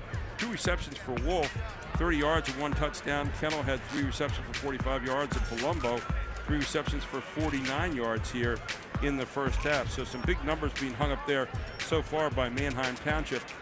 Evan, just want to say to you what a great job you guys have done all season long with the Fox Frenzy, the Football Frenzy, and just what a great partnership it is. We really enjoy it and always enjoy having you up here on the deck with us. Of course, I appreciate it. Always welcome up here, and I appreciate you guys and everything you guys do as well. I know you guys have covered all kinds of district championships all over the place today, right? Absolutely, yeah. We're at the 4A, the 5A, the 6A, so it's a busy night for us. Got the boss out at Sadowski out there at Ford Field tonight covering Penn State, right? Yep, Todd and Andrew out there covering Penn State tonight, so busy on everybody's part, but we love it, we have fun. Well, doing the best sports in the business here, Fox 43, and we're very proud to be part of the partners here on Fox 43.2.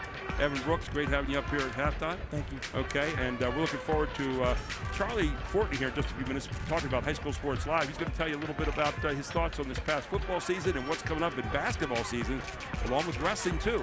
Next, High School Sports Live TV, back with more right after this.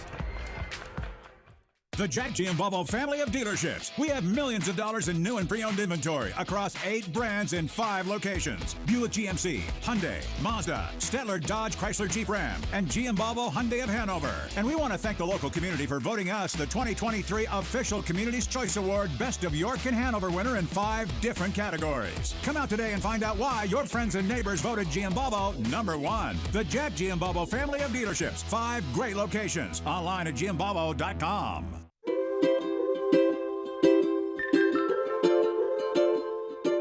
All across Pennsylvania, families are living their lives in their own homes. Not long ago, none of these families believed it possible. And then they discovered there was someone who could help. What was once only a dream is now a reality. Welcome home.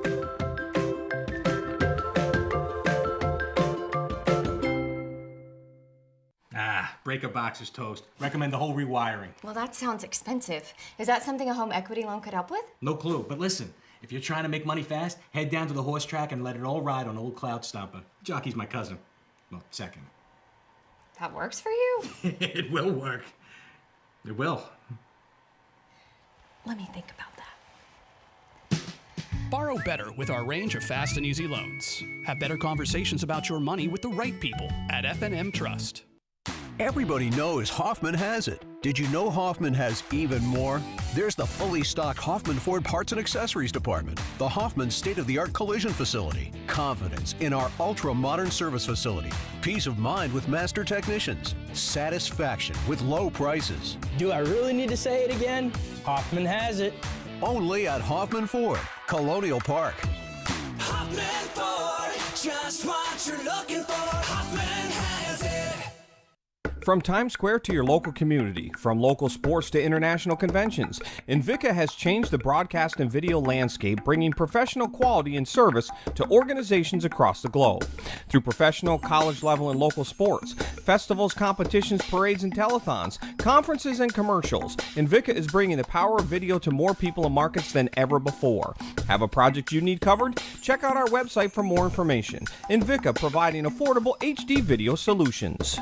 You may recycle your electronics, appliances, and mercury thermostats at the Dauphin County Recycling Center. In addition to 8 local drop-off sites for recyclable materials. Recycling matters in Dauphin County.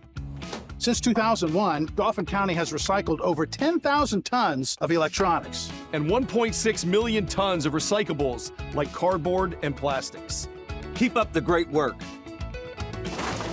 Bring it on!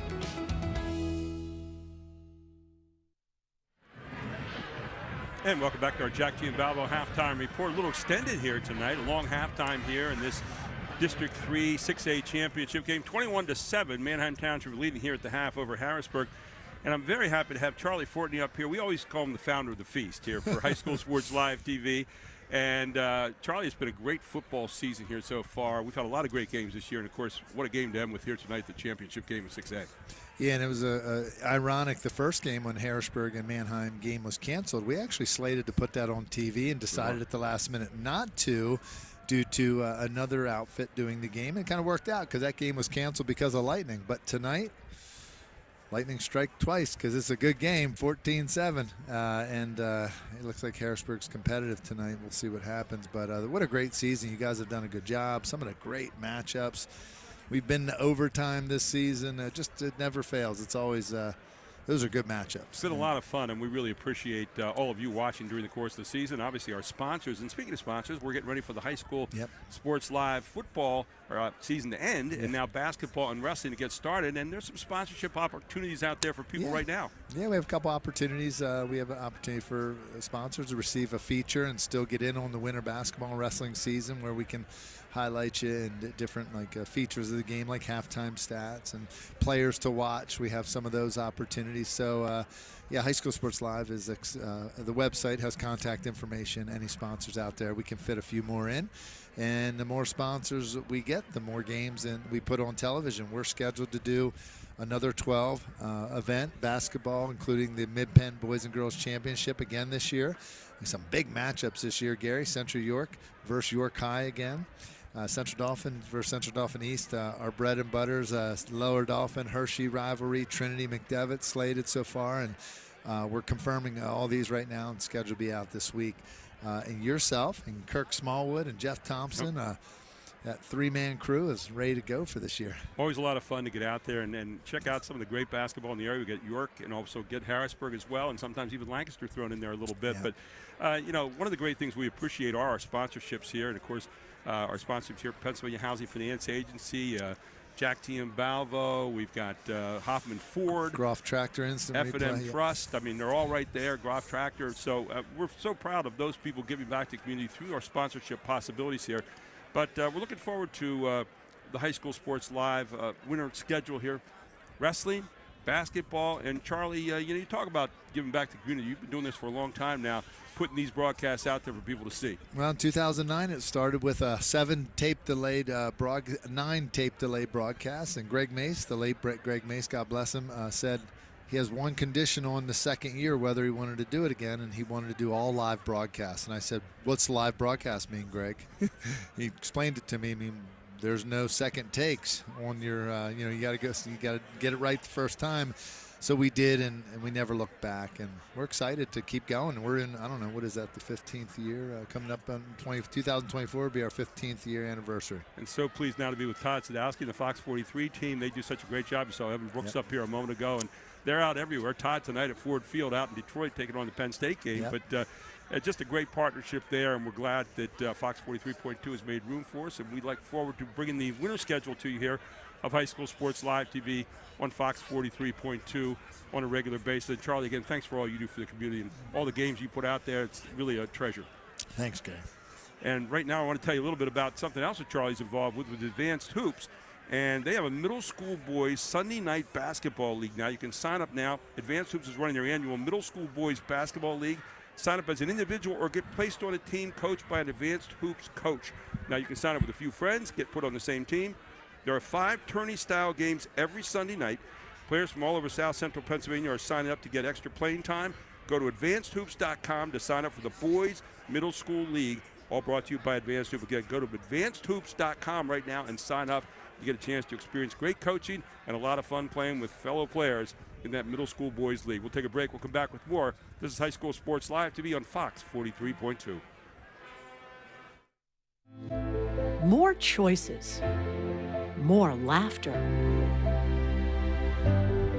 More time to play. And less need to worry.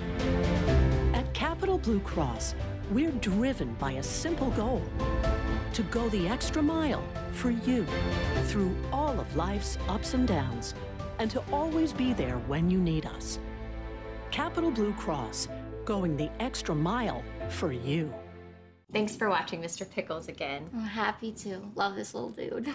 Hey, do you mind helping me fill out this IRA form? What feels good to you? Well, my horoscope said my moon is rising in the week of the tiger. So, like double, you think? Oh, for sure. The signs never lie. Just ask Mr. Pickles. He knows.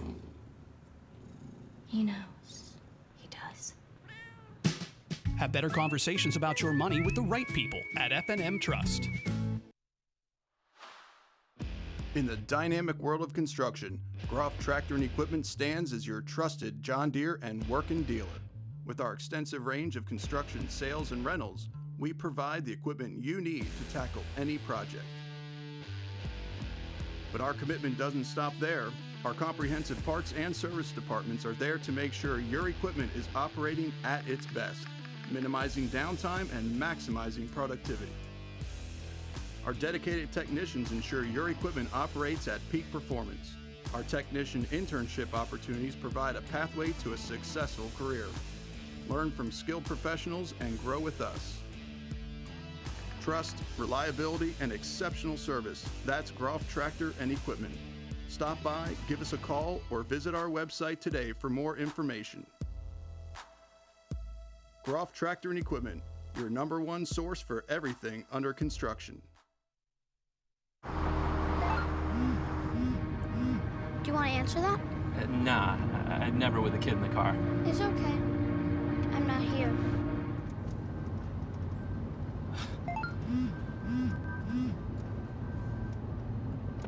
I'm there.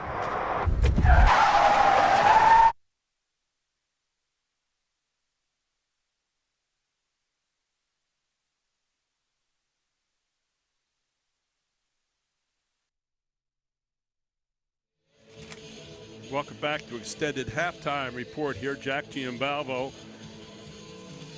And we're up here on the deck right now at Fort Chapman. Gary Sutton with you as you see the two teams getting ready to start the second half here. Let's talk a little bit about the first half and what you see coming up here in the second half. What does Harrisburg need to do to get back into this game? And Manheim Township looking awfully mature here tonight in terms of a team. The tackle at the 15-yard line and really set the stage with the 3 and out and then forcing the block punt and scoring quickly thereafter. They sort of controlled the tempo of the football game. But then Harrisburg got back and got a nice drive after the turnover, the fumble, after the hit, after the catch by Manheim and at midfield, and went about 50 yards and got back within a touchdown. And then Manheim, that last drive was executed really well. And make no mistake about it, Calvin Everett's team is not going to quit. His team has been to numerous district finals in a row. They've been to 2 state championships in the last 6 or so years, and they're going to give everything they got here in the second half. Manheim gets the ball to start, and let's see if Harrisburg's defense can be up for the test. I thought the telltale sign for Manheim Township at the end of the half there, they have to answer Harrisburg's touchdown. Harrisburg is marching back down the field 50 yards, 11 plays, they get a touchdown. Here comes Manheim Township, and then they showed you just how mature they are using the clock right there at the end of the passing game to their advantage. Yes, and they got the ball all the way out past the 40-yard line on the kickoff return, and that was huge. Gave them had to go a little bit under 60 yards instead of going about 70 or 80. And they were able to do it, and look for Harrisburg here to really try to force some turnovers. Jesse Hart's defense that can help them get back in this, make this game a one-score game by getting some turnovers and some big plays. And Harrisburg has not gotten many big plays because Manheim's defense has held to the test so far. Let's take a break. We'll come back. One final break here. I'm back to start the third quarter right here on High School Sports Live TV on Fox 43.2. The Jack Giambalvo family of dealerships. We have millions of dollars in new and pre-owned inventory across 8 brands in 5 locations. Buick GMC, Hyundai, Mazda, Stettler Dodge Chrysler Jeep Ram, and Giambalvo Hyundai of Hanover. And we want to thank the local community for voting us the 2023 official Community's Choice Award Best of York and Hanover winner in 5 different categories. Come out today and find out why your friends and neighbors voted Giambalvo #1. The Jack Giambalvo family of dealerships. 5 great locations. Online at giambalvo.com. And welcome back. And Manheim Township is going to get the ball to start the second half here. So Harrisburg's defense certainly going to get tested right out of the gate. Manheim Township with a chance to put 7 more on the board here. And I'm sure, Gary, Mark Evans at halftime brought up turnovers. You just don't want to give Harrisburg, get them back in the game, but let them back in the game to make it a one-score game or even get close to tying it by turning the football over. Protect the football if you're Manheim. Gideon Facena kicking off, and there's a momentary fumble here by Manheim Township, and now a chance to get it across the 30-yard line. There's the fumble. And does Harrisburg have it? I think Manheim Township got back on top of it. Look at that. Manheim Township back on top and recovering the fumble there is number 29, Alan Feliciano, who's been around the football all night long. I do not know how Harrisburg did not get that football. I took my eyes away from thinking they had it because a penalty flag came flying in from way back to the right of your screen here. Here's Eli Rodriguez, has it stripped away. Nice job there by Harrisburg. And then it looks like they've got it, but they don't. And if the penalty is against Manheim, it's going to march them back to around the 20. You've never been as happy about having to be marched back because you have the football in your hands. How about it? 25-yard line, but it'll be a 1st and 10 from the 25 for Manheim.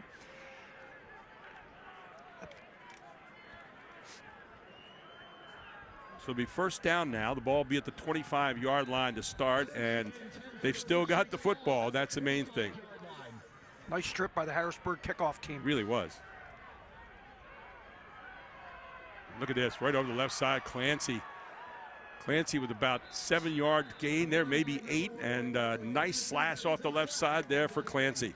Really like what they did. The motion man was a lead blocker there. Another flag down the field. Number 44 for Manheim did a really nice job there leading up through there on that motion. And that was Vayu. Illegal shift there, so they're going to march it back. Here's what he did. I saw that. I wasn't sure they're going to call it. He stepped forward. You'll see in the motion. He stepped forward 1 step before the ball was snapped. Motion men have to go straight across or backwards. And the motion man headed upfield. I didn't think they were going to call it because it was not super obvious. Good job by that official crew from Berks County picking that up. 1st down 15 now from the 20-yard line. And off again. Coming around the right side. Hard. And he's open. Look out. He's going to go the whole way. Down the right side, and he's finally drug out of bounds down around the 12-yard line. A great run. Koch saved the touchdown right there. But a big run.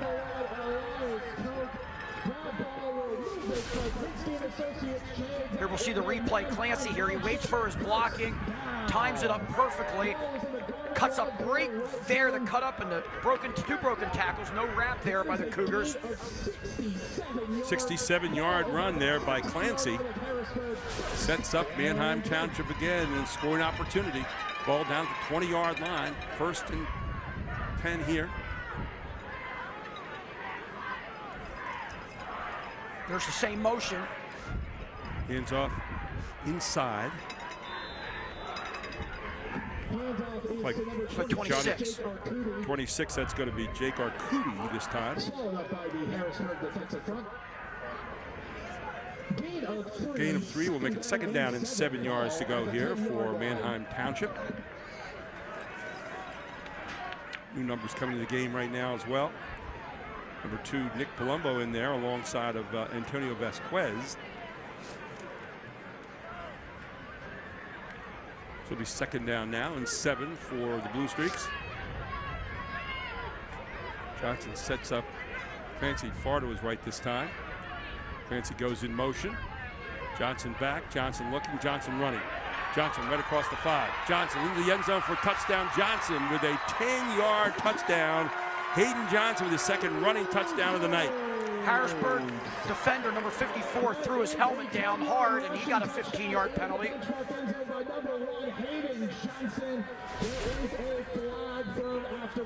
Flag after the play, and probably going to be unsportsmanlike here. Yep, throwing his helmet down. 2nd touchdown of the night here for Hayden Johnson, and right away Manheim Township throws down the gauntlet here to start the 2nd half. Strikes quickly. Now they're going to take that on the kickoff. That means Manheim's going to kick off from the Harrisburg 45, but first they're going to try the conversion. 3 plays, 75 yards, 124. That's how long it took for Manheim Township, so they quickly come out here and smoke in the 2nd half.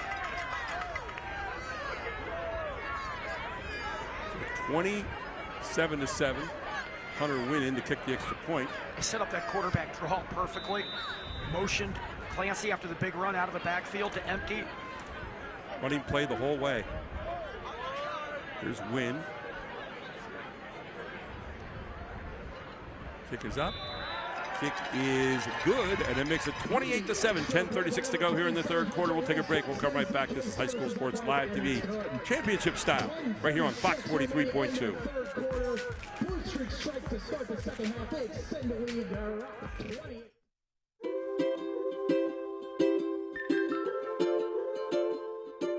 All across Pennsylvania, families are living their lives in their own homes. Not long ago, none of these families believed it possible. And then they discovered there was someone who could help. What was once only a dream is now a reality. Welcome home.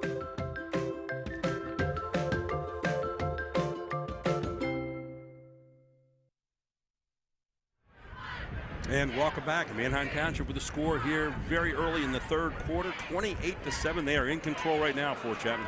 Gary, that was actually not a called quarterback draw. That was an actual pass play that Johnson realized he had a seam there and took it quickly. And once he got through that rush, everybody was dropping back for pass coverage, and it was off to Pater. Cal Everett and his crew over there trying to figure out what's happened to his Cougars here so far tonight, as they are down right now by 21. And now with the penalty, Manheim Township's going to kick off from the 45-yard line of Harrisburg. Now they have some options here. They could just kick a high poocher, try to get down and cover it. They just kick it into the end zone, force Harrisburg to get the ball on the 20. Or you can also kick an onside kick. Let's see what they have in mind right here. It'll be Johnny Morales doing the kicking honors. I think he's going to put it through the end zone. There it is. And puts it right out of the end zone for that matter. And Harrisburg get the ball out at their own 20-yard line, 1st and 10. 10:36 to go here in the third quarter. And Manheim Township again with that ability to strike and strike quickly.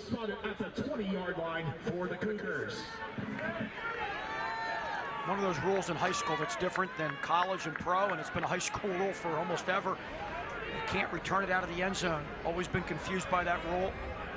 Now with the injury situation, people very concerned about head injuries, whatnot. They're never going to change that in high school. The ball at the 20-yard line now. See what Harrisburg can get going here in the second half. They did a good job of catching their last time they had a possession.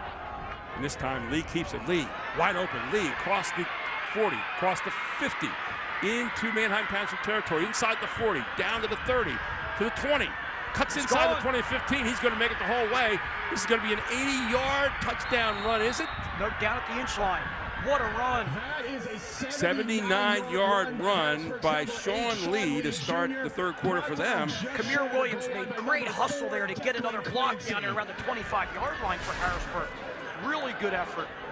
Take a look at this run again. You're going to see some great running here. Look at Sean Lee. His dad, a great defensive back for the Cougars, played at Penn State. Watch his cut back here. Sean Lee Sr. Loses the man right there. Now watch a straight cut back here. Good change of pace all the way down to literally the 1-inch line here. And he and Ewell take it in, I think, together right here, or trying to take it in together. Didn't make it. Second down. He's second down now. So he does not get in on the first effort here. It'll be second down. Goal. Handoff was to number 9, Nehemiah Ewell. Wasn't quite sure they ever got the head over. They were trying to carry it in jointly, didn't on the play, second down and goal. So Harrisburg trying to answer the quick touchdown here by Manheim Township. He lines it up here. Ewell's going to take it in the Wildcat instead. And Ewell bangs it in himself, and Ewell with a touchdown here at the 9:25 mark in the third quarter. Nehemiah Ewell. Sean Lee showing his explosiveness on that 2 plays ago on that long run. And the Cougars are right back in the game. Calvin Everett's team down 2 scores here. Plenty of time left. Let's see what Johnson and company can do for the Blue Streaks on this next possession. But first, we have a PAT attempt for the Cougars. Last year, their kicking was very suspect. They rarely kicked extra points, which went for 2 most of the time. This year, their kicking game a little bit better. A lot better right there, and you look at that kick. And flags down. Offsides defense. Don't be surprised if Harrisburg doesn't go for 2 here. Let's see what they do. It's going to be interesting. So Sean Lee's going to come in. Although they had trouble getting that couple inches How about a few plays ago. Harrisburg's drive there? 3 plays, 80 yards for the touchdown. We're going to kick the extra point. The encroachment penalty is called before the snap of the ball. That'll move at half the distance. Play clock is moving. It's down to 30. The ball's at the 1.5. Half the distance from the 3. And so are they going to go for it now for 2? They only have 10 guys in the field. There's only 10 guys out in the field right now. That's a problem. They got Sean Lee there. No, it's 11. It's 11. So now 11. They're going to go for 2 on this. Yep, it's 11. Sean Lee takes it. He's going to keep it himself. Sean Lee trying to shoot to the end zone. Sean Lee still fighting. Doesn't make it. And does not get in. And so that makes it 28-13 now. Instead, we'll take a timeout. We'll come right back. 28-13. Manheim Township leads on a High School Sports Live TV on Fox 43.2. 9:25 remaining in the third quarter. Blue Streaks still have. Lock it up at Hoffman Ford. Only Hoffman Ford offers 2 years maintenance included with any new 2023 Ford car, truck, or SUV order. Plus, lock in Ford's lowest APR rate today. Get 2 years maintenance included exclusively at Hoffman Ford. Why would you order from anywhere else? Who has your best deal on a new Ford? Hoffman has it. Hoffman Ford, just what you're looking for. Hoffman has it.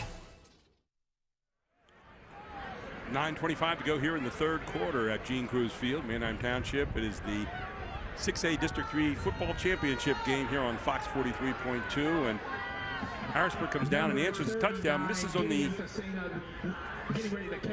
extra point effort here, and so now Harrisburg will kick it off again. Gideon Fasenia with the kickoff duties here for Harrisburg. Will be taken by Manheim Township. And some room up the near sideline.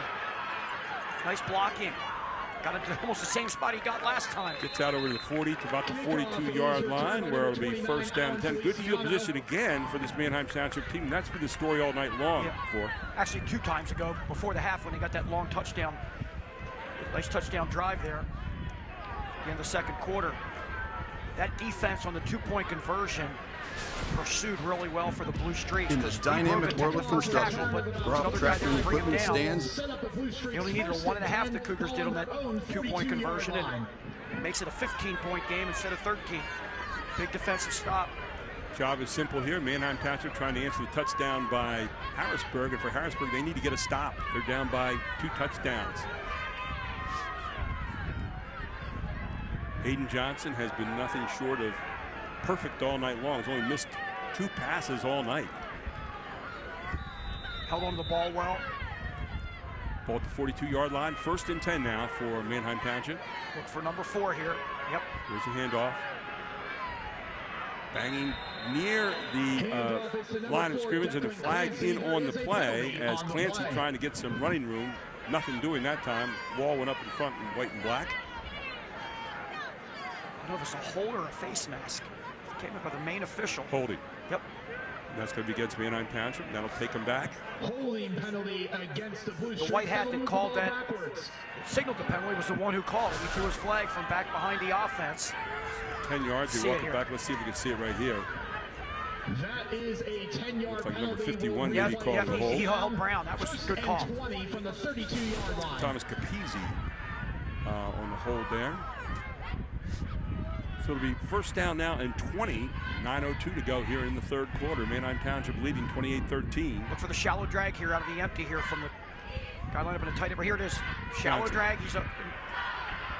Got his man. What a catch. What a catch by Kennel. Wow. It's going to be pass interference, will be declined. Kennel catches the ball right there. And you can see why they throw to him often. Wow. 64 catches on the year for Kennel right now. And that'll be pass interference, probably declined.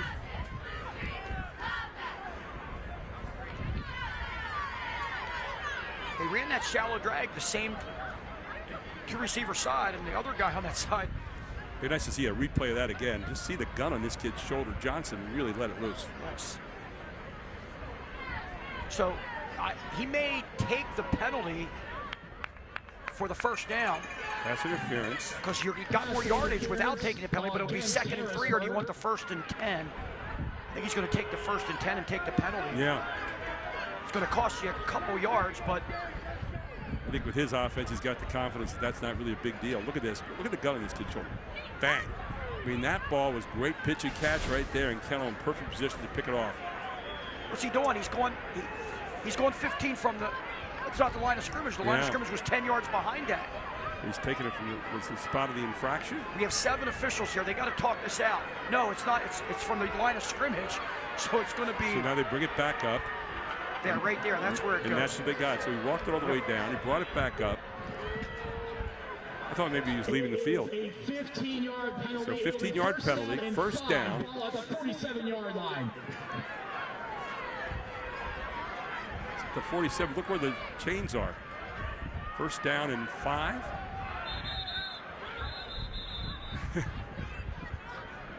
And it's timeout for Manheim Township. We'll take one as well, get it all sorted out here. 8:37 to go in the 3rd quarter. 28-13. Township leads it here on High School Sports Live to be on Fox 43.2. From Times Square to your local community, from local sports to international conventions, Invicta has changed the broadcast and video landscape, bringing professional quality and service to organizations across the globe. Through professional, college level, and local sports, festivals, competitions, parades, and telethons, conferences, and commercials, Invicta is bringing the power of video to more people and markets than ever before. Have a project you need covered? Check out our website for more information. Invicta, providing affordable HD video solutions.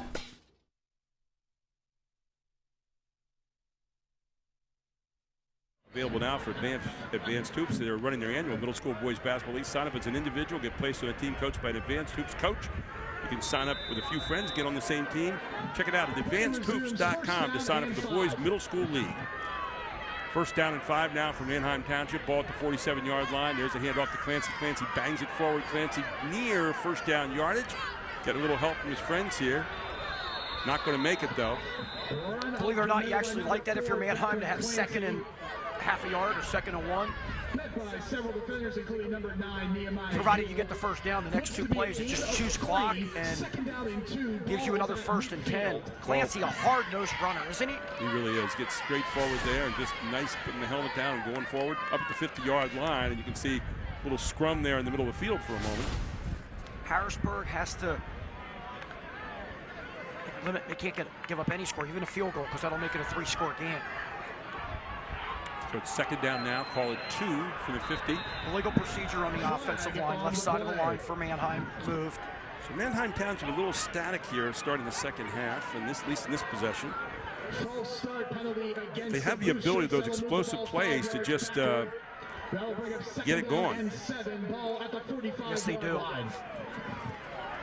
So if you're Coach Mark Evans, you think, we make some mistakes here and there, but guess what? We have a way of getting them out. It's a very mature team. Yes, the cohesiveness of this offensive line, too. You got the skill players with the offensive line, which makes you tough to stop. Here's the empty set. 2nd down and 7 now. Ball at the 45. Johnson looking, has his man out here in the flat again. It's Kennel, and Kennel gets the 1st down at the 40, fighting his way inside the 40, down near the 36-yard line before he's taken out of bounds. Wow. They just are able to hook up anytime they want to. Stop the clock momentarily to move the chains. They call them inbounds, but a really nice 2nd effort to get a few extra yards. Somebody's down here on the Manheim sideline. I'm waiting to see who that is. There's Kennel again, and boy, what a great receiver. And he and Johnson, you can tell they're on the same page all the time. Take a look again at this play. Kennel coming down just wide open. Finally going to be tackled there and brought down out of bounds.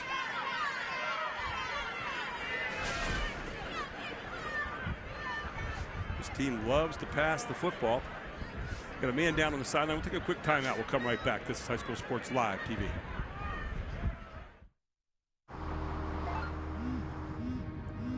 Do you want to answer that? Nah, I'd never with a kid in the car. It's okay. I'm not here.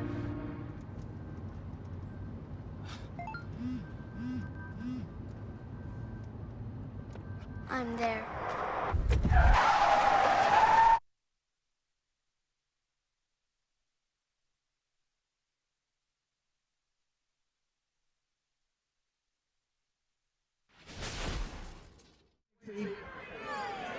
First and 10 to 38, and gain on the play for Manheim Township.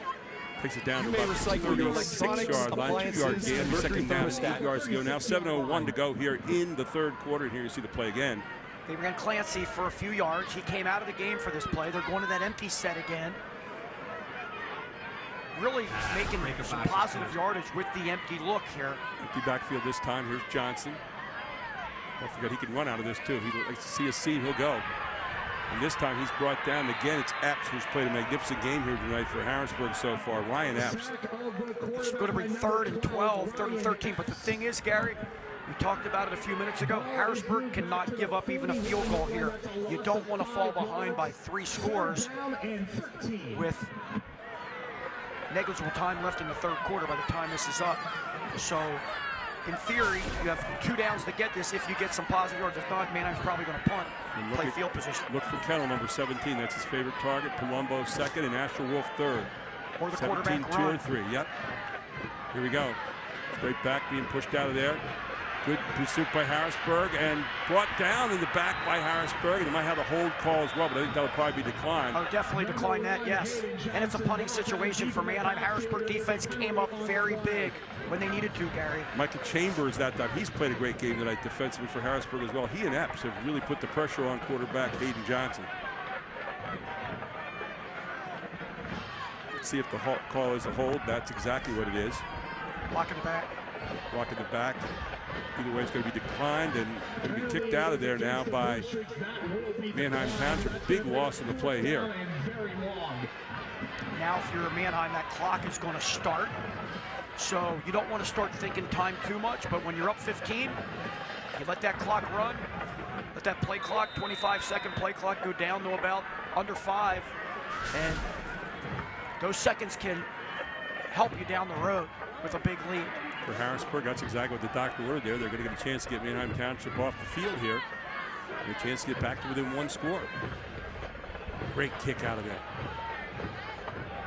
Oh, and man, you're going to let it roll all the way down inside the 10 to the 5, and maybe should have been played there by Kabir Williams. Well, it was tough. When you only have 1 guy back there, sometimes it can be difficult. And Harrisburg's got to go 99 now. Very good job, Manheim Township special teams. A wonderful kick down the field there. Fielding punch. The late George Chomp, the legendary coach, high school, college, and the pros, has always said, as you see this replay, he's always said, if you don't field a punt, the average roll is 18 yards. You saw Hayden Johnson doing the kick there, and what a great kick it was, all the way down to the 1-yard line. As they let it go, it rolls, it rolls, it rolls. This Harrisburg offense, though, can go 99 in a hurry. We just saw what Lee did last possession. I'm pretty sure Lee's probably going to handle it here coming out of the end zone.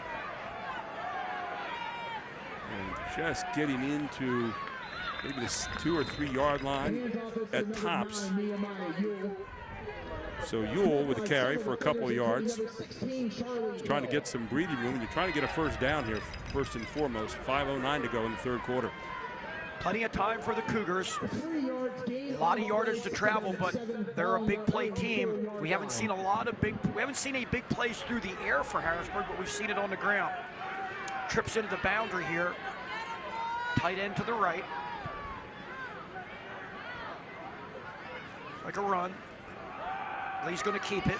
Lee has it. Lee tried to get around the outside. Lee does exactly that and gets the first down and a little bit more. Nice job by Sean Lee Jr. to get him out of some problem area and back out where they can operate a little bit.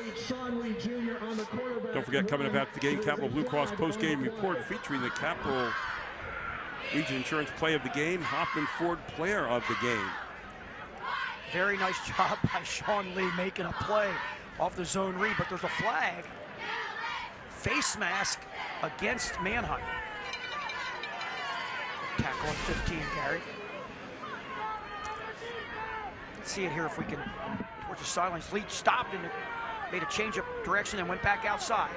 He shows you a lot of different moves there, doesn't he? Yes. Oh, there it was. And it's going to be against the Blue Streaks, who tacked 15 more onto that, and a big play and getting them out of in the good field position right here for Harrisburg. They're out the 29-yard line now, where it's going to be 1st and 10, 4:32 to go now in the third quarter.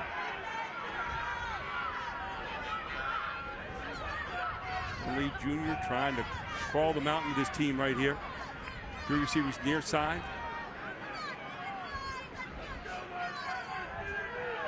They still have not going to Elias Koch one time tonight. It's been kind of unusual. That's a great point. There's Lee again. Lee dancing around the far side, crosses out over the 35-yard line, down near the 36. Gary, your point's so well made because he's such a big target. And you sometimes just throwing the ball up to him on a one-on-one ball. You're getting a second and short. Here's a situation. You're second and 4 or 5. Just run him deep and let it fly. John Lee now over 100 yards rushing for the night. A lot of it from that 79-yard run earlier. Koch is such a threat as a sophomore. 6'4", big target. Being looked at by a lot of schools around the country. Quincy Brannon out here near side. The Manheim Township defense has done a really good job against the pass. Here comes Lee again. Lee keeping the ball. Lee's going to get out across the 35, out near the 36. Brings up third down now. And 4, we're in the third quarter here. 3:15 to go. Clock running. 3rd and 3 here. You hate to say you're in 4-down territory in the third quarter from your own 36-yard line, but you sort of are. You've no sense punting at this point if you're 4th and short. So they know you need 2 yards. They're in a split back set here. Interesting, no tight end. Lee going to keep it himself, and Lee bangs forward, and he's caught right there by the defense. He's going to dive down maybe within a yard of the first down. Calvin Everett, there's no question here. He's going for this. Their punting game a little bit suspect anyway. One got blocked already. With a snap or the spot goes down here. They're going to measure it. Yeah, from our angle, it looks like he's short, but down the field, I saw the one Harrisburg guy saying, hey, it's a first down. He went forward. So let's take a look here. So the Manheim Township guys getting down on their all fours to check it out. Let's take a very quick timeout. They're going to check for a measurement. We'll come right back. It's High School Sports Live TV. More choices, more laughter, more time to play, and less need to worry. At Capital Blue Cross, we're driven by a simple goal: to go the extra mile for you through all of life's ups and downs, and to always be there when you need us. Capital Blue Cross, going the extra mile for you. And welcome back. And 4th down and just inches, and Harrisburg's going to go for it.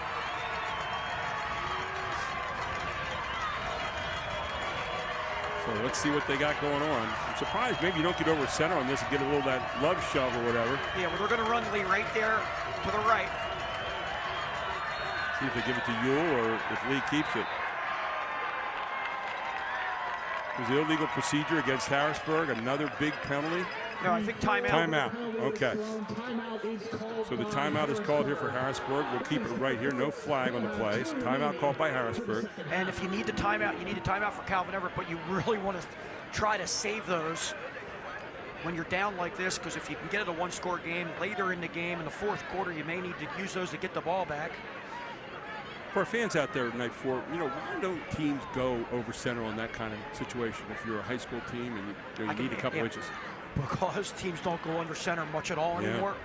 And you're not used to taking as many center snaps, and you're so used to running your offense from shotgun that teams just end up doing it the majority of the time. Some teams have a package in. Penn State has it. Some different teams have an under center package for short yardage and goal line, but a lot of teams just continue to use their shotgun. Of course, the NFL, you watch Philadelphia, nobody does brotherly shove better than they do, right? No doubt about it. Here comes Harrisburg now. Big play coming. Here they are, right over center. Actually, they're back in the shotgun. Here we go. And he keeps it, and I think he got it. Easily got it, yep. By about a yard. And the official's going to point forward, yep. All he needed was a couple of inches right there. The length of your fingernail looked like. So looks like the chains are about to move. Let's wait and see. More than a yard. Ball is spotted at the 40-yard line. That's just enough. So that's a first down, and Harrisburg keeps marching. 1:51 to go in the 3rd. So Cougars get it. Big 4th down play here in their own territory. Straight back goes Lee. Finds his man out in the flat and hooks up with him out there, and that's the first time all night I think they go to Elias Koch. Yes. Nice possession pass there. Get a handful of yards. We got to start thinking he's going to run some type of random out there, but an out and up, post, fly route, something to get the ball in his hands. Second down 7 now. Trips near side. Ewell back in the backfield with Lee. Lee, hand to Ewell. Ewell gets bottled up right at the line of scrimmage that time by the Blue Streaks. Really good team defense there by Manheim Township. So a really good play there from Manheim Township. That one from Daniel Stroud. No gain brings up third down now and 7 yards to go. We have the most enthusiastic PA announcer we've heard all year. No doubt about it. Championship team, championship announcer. Last few years, they've gone to neutral sites even for championship games, try to draw probably a bigger crowd, etc. It's tougher to get neutral sites this time of year. Third down and 7 now. Ball at the 43-yard line of Harrisburg. Big play coming up again. Lee looks. Lee, man up in the flat, and good coverage out there, and there's a flag down. Interference. Interference called, I think, on Manheim Township. Yes, on the out route. We'll see the replay there. It looked like a lot of contact, maybe with the body. If we see the play again, he was looking to play the ball. See if we can see this one more time. So it passes out in the flat. Right here. Yep. Inside receiver going out. You see it right here. Quick out. Boy, couldn't see much from this angle. Didn't see a whole lot there. Maybe it got him a little bit with the body, but I would have negligible. We're right on it. The referee was right there. From the replay, it looked like it was a no call. And of course, our angle was not his angle. He was standing on the other side right. there. Very good point. Very good point. Did you ever say that, Gary, when you were on the bench coaching a basketball game, Mr. Referee? I didn't have the angle you had. Sometimes I said I had a better angle than you had. Yeah, but anyway, it's first down here for Harrisburg as the penalty helps him 48 seconds ago. This is a huge possession. Sure is. Getting ready to head into the fourth quarter, and Harrisburg trying to get down one score. I still go back to what you said, fire a long one to Koch. Glad to see it. So here is Lee. Long count. Looked like a little movement along the line there. I don't know if it was early or not. Lee is going to get taken down behind the line of scrimmage, 2-yard loss. You know, the other thing, when you throw that long ball, you got to have time to protect. And Manheim is putting a lot of pressure. Lee escapes at times, but they're putting a lot of pressure on him. He doesn't have a whole lot of time to go back in the pocket. You'll see it here. Watch. The guy who's making his presence known right now, number 52. Nobody even touched him. Yep, Daniel Stroud. Yes. In there again, lost it 2 on the play, brings up second down and 12. Ball at the 44-yard line now for the Cougars. Let's add this, Gary. If you do want to go deep to Koch, maybe go max protect and get even a double tight set in. And just set him out there at flanker and have him go long, but everybody blocks and just hold tight. That's the end of the quarter. Well, we're going to go to the end of the quarter here, and it's 28-13. Harrisburg with the ball, though, trying to drive here as we start the fourth quarter. This is Fox 43.2 High School Sports Live coming your way.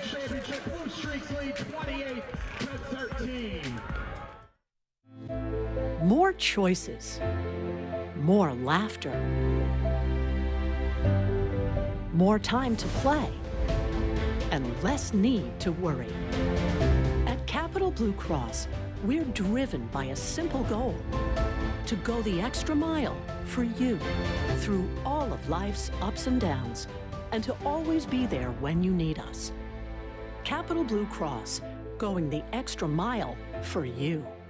The Jack Giambalvo family of dealerships. We have millions of dollars in new and pre-owned inventory across 8 brands in 5 locations. Buick GMC, Hyundai, Mazda, Stettler Dodge Chrysler Jeep Ram, and Giambalvo Hyundai of Hanover. And we want to thank the local community for voting us the 2023 Official Community's Choice Award Best of York and Hanover winner in 5 different categories. Come out today and find out why your friends and neighbors voted Giambalvo #1. The Jack Giambalvo family of dealerships. 5 great locations. Online at giambalvo.com. Interesting stat here to start the fourth quarter. Both teams are 3 for 3 on fourth down. That's pretty unusual. It's a tackle over left. Regular formation, but a little unbalanced left by the Cougars in the drift set. They're going to run it that way. That was set up intentionally. Yule with positive yardage gets to the 40-yard line. Gain of about 4 on the play. Normally, what I'm saying, normally the tight end would be to the right there, opposite the trips. They had him lined up to the left side, to an unbalanced side to the left, because they were running that way. A lot of times the defense does not pick that up right away. So it's 3rd down now. It'll be 3rd and 8 after that gain of 4. Had been 2nd and 12. So 3rd and 8 now, as the Cougars trying to find a way to get within 1 score. 11:20 to go in this football game. Interesting set here. Trips into the back. Now they're going to shift it out of there. Okay, they went to the wrong side. 10 seconds still left on the play clock. They got to get set. Bunch trips. Now 8 seconds. There's Lee. Lee straight back. Lee looks. Lee's going to run it now. Lee with the football. Lee's going to get down inside the 40, near the 36. The helmet comes off. Number 8, Sean Lee Jr. on the quarterback scramble. Sean Lee Jr. They'll stop the clock momentarily. This player has to come out for a play. It's going to be a Manheim player. Looks like 44. For 44 is Yisrael Mitchell will come out. Tough kid. Plays a little offense too. Check lead that blocker. Taylor Veyu. Yeah, Veyu. And you hate to say this is the game with around 11 minutes to go in it, but it's a humongous play for Harrisburg to keep the possession. There's a flag on the play. Hold on. Yep, I figured that out. Sorry, I didn't realize. Did not see the flag down. 2 flags. Let's see what the official has here as they're trying to figure it all out, sort it all out, making sure they get it right. And Manheim Township is clapping. Oh.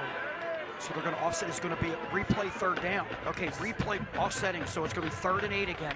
3rd and 8 again here on offsetting penalties. Offsetting penalties on both teams. You see Sean Lee. We will replay the down ball spotted at the 40-yard line. It's 3rd down. So 3rd down and 8. 10:55 going. The clock is rolling right now.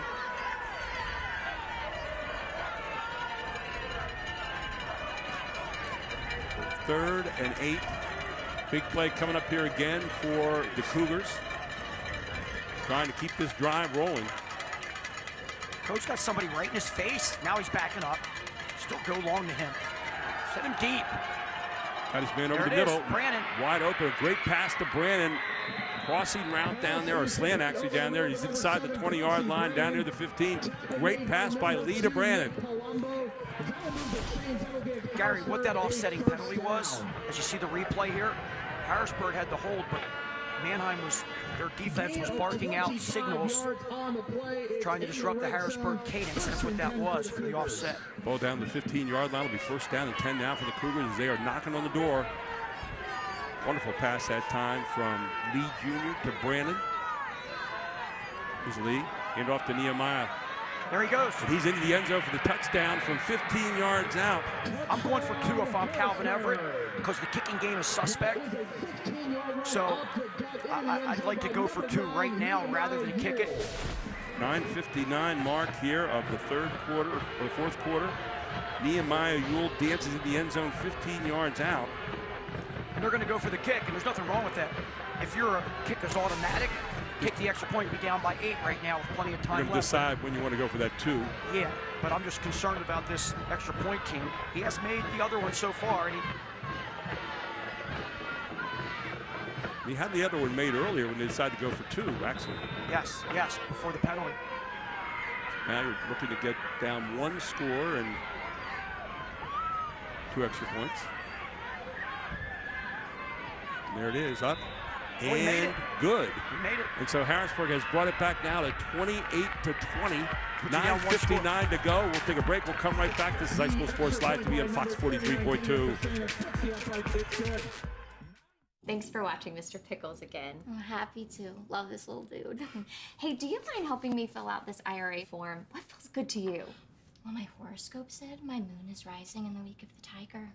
So, like double, you think? Oh, for sure. The signs never lie. Just ask Mr. Pickles. He knows. He knows. He does. Have better conversations about your money with the right people at F&M Trust. Harrisburg with a huge score here. 12 plays, 99 yards, 7:27. It's hard to believe when they started back at the 1-yard line, and a great job of getting down there. A little help from some penalties, but yes, they did. At the same time, some big plays as well, including that pass play down to Brannon there at the end on 3rd down and 8. And a really nice extra point by that extra, much improved PAT team from last year. When they literally almost never kicked it. Now here you have a interesting kickoff here, and it's going to be offsides though. Offsides.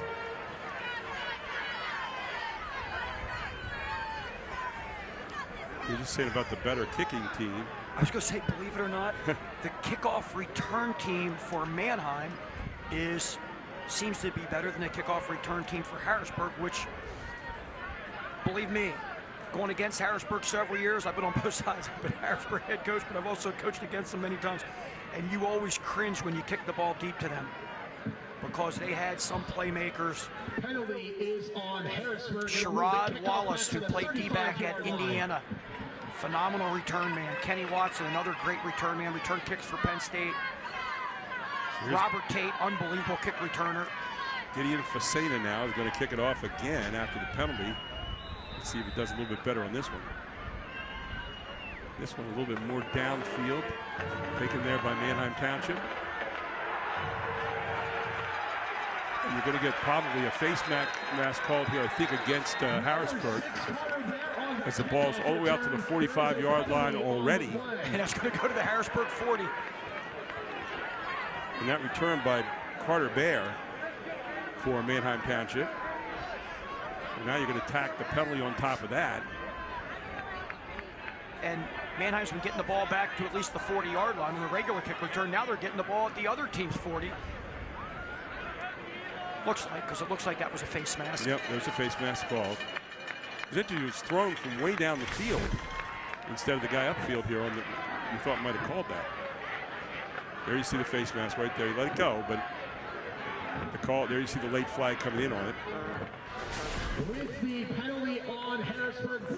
So the ball will start at the 50-yard line here, right midfield for Manheim Township. And to say they need the answer score right now would be the understatement. They're leading by 8. Maybe it's a 5-yarder there instead of the 15 variety. They said it was not I think it was inadvertent. Yeah, okay, he let it go there. Oh, he fumbled it. Got a fumble in the backfield, and Johnson's going to cover it up, but we lost on the play of 10 yards all the way back to the 40-yard line. Probably the first mistake that Johnson's made all day. Took his eyes off the ball on the snap. Watch this replay. Let's see if this ball's a good snap. Yes, right there. And you can see right here, he's almost starting to run with it. Yeah, ran a step or two and just never got it. So loss of 9 on the play. We'll make a second down and 19 yards to go. Ball back at the 41-yard line now of Manheim Township. Harrisburg up in a man set. They're going man. They're going straight man with a free safety. Big down on this one. And Johnson's going to get out of there, and Johnson's going to get taken down again by Epps. Big that Chambers, rather. Chambers comes up. Chambers and Epps have been the two guys who've been called all night long here for Harrisburg. Gary, good teams can disguise that look like man free, but as the play was evolved, it looked like it was still zone. So it brings up 3rd down now.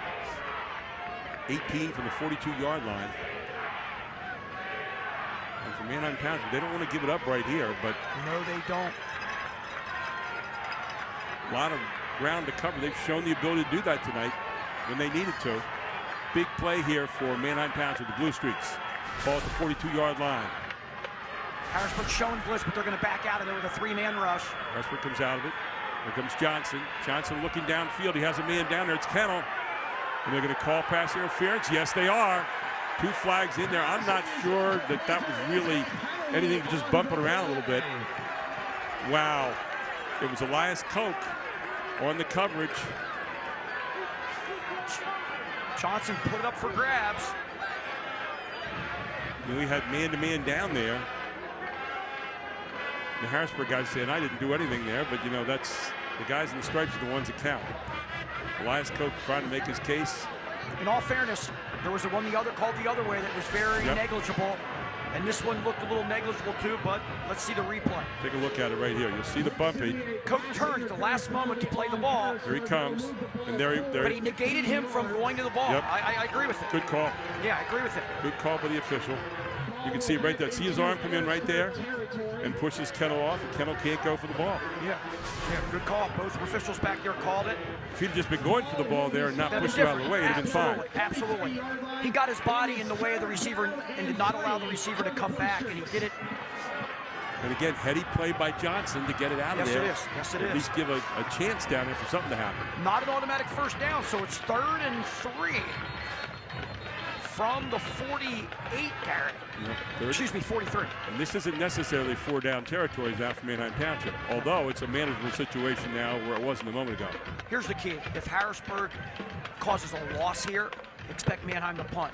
If Manheim can get a yard or two here, expect them to go for it. Wouldn't you agree? I agree. Trenton Moffitt in there asking questions of the officials right now.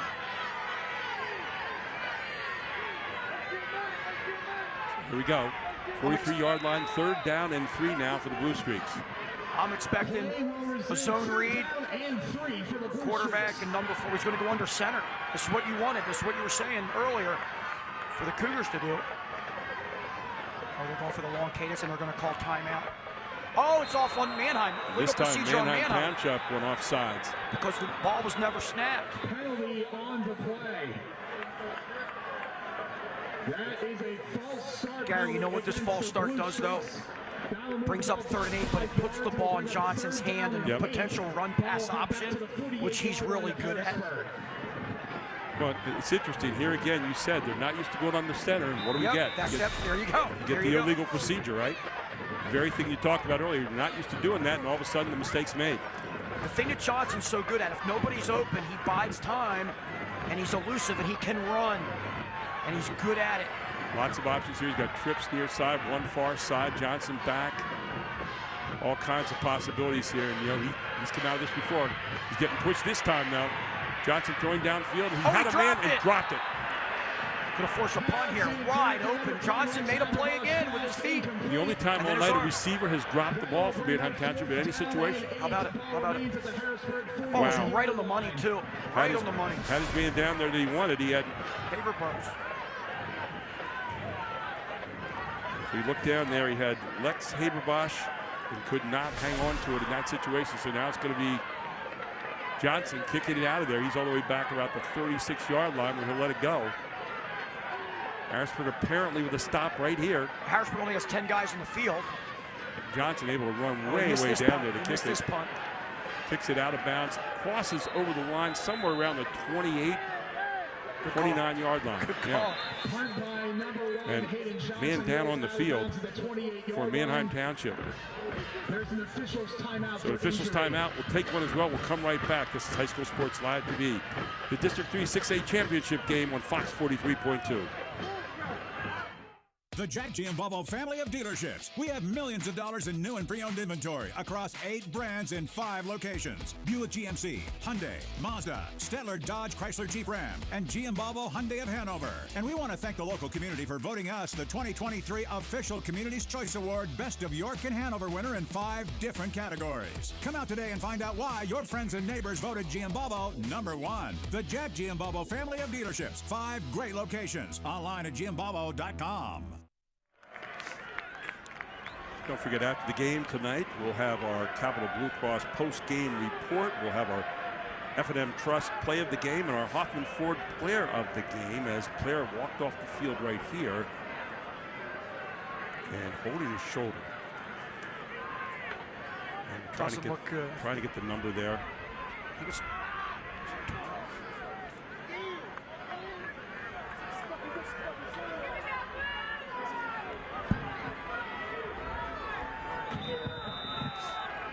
going to keep the play clock on the field. They had trouble with it last week against Cumberland Valley in the semifinals.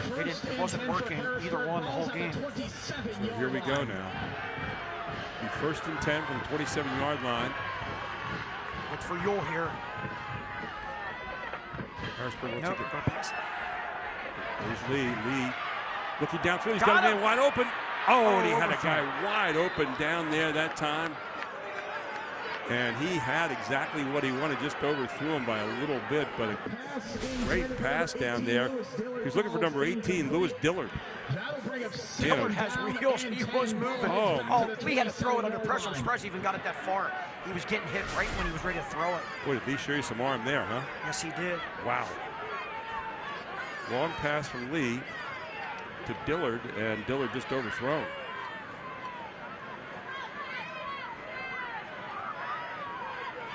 There was the home run that you could have had there for Harrisburg. Second down and 10 now. Ball at the 27-yard line. This time hands off. He doesn't hand off the ball. Keeps it himself, does Lee. And Lee is going to be banged around right at the line of scrimmage. And a good job by number 4, Declan Clancy, coming out with the tackle. Really good team defense once again. How about it, Gary? Really good stuff. Gang tackling right there along the line. Gain of 1 yard on the play. That'll bring up Third down now and 9 for Harrisburg. Falou was in there first to just hold him up enough for the troops to come. And then Clancy finished him off. Penalty. Flag on the play. They only have 11. I'm not sure why he's throwing it. I'm wondering if it's a time clock violation. Oh, sideline warning. Sideline warning, okay. Sideline warning on Harrisburg sideline. Third down and 9. Watching number 7, Quincy Brannon, stretching his cramp out there, pulling that toe back. Once again, they got a loose coverage out there, like a deep pitch to, potentially a deep pitch to Coe, because that D-back is dropping off down to the Harrisburg sideline to the left there. You see the Coke at the corners top already of your off. screen. He's only hit him one time tonight so far. Got him over the middle. You're looking, Lee's not going to get out of there. Waited a little too long. A great defense by Manheim Township. They had Coke over the middle for a moment. And you got to think about the punt here and then use your timeout. Clock's moving at 6:40. So watch, you'll see if we see Coke come across the middle. Right there. There he comes. Lee had some pressure there. It's tough to see him and throw that at that point. We can see it up here a lot easier. He was guarded pretty well, too, coming across the middle as well. He looks, and you can see the good job there by the receivers, defenders. We got a man down on the field again. Another Manheim player. So let's take a break. We'll come right back. High School Sports Live TV on Fox 43.2.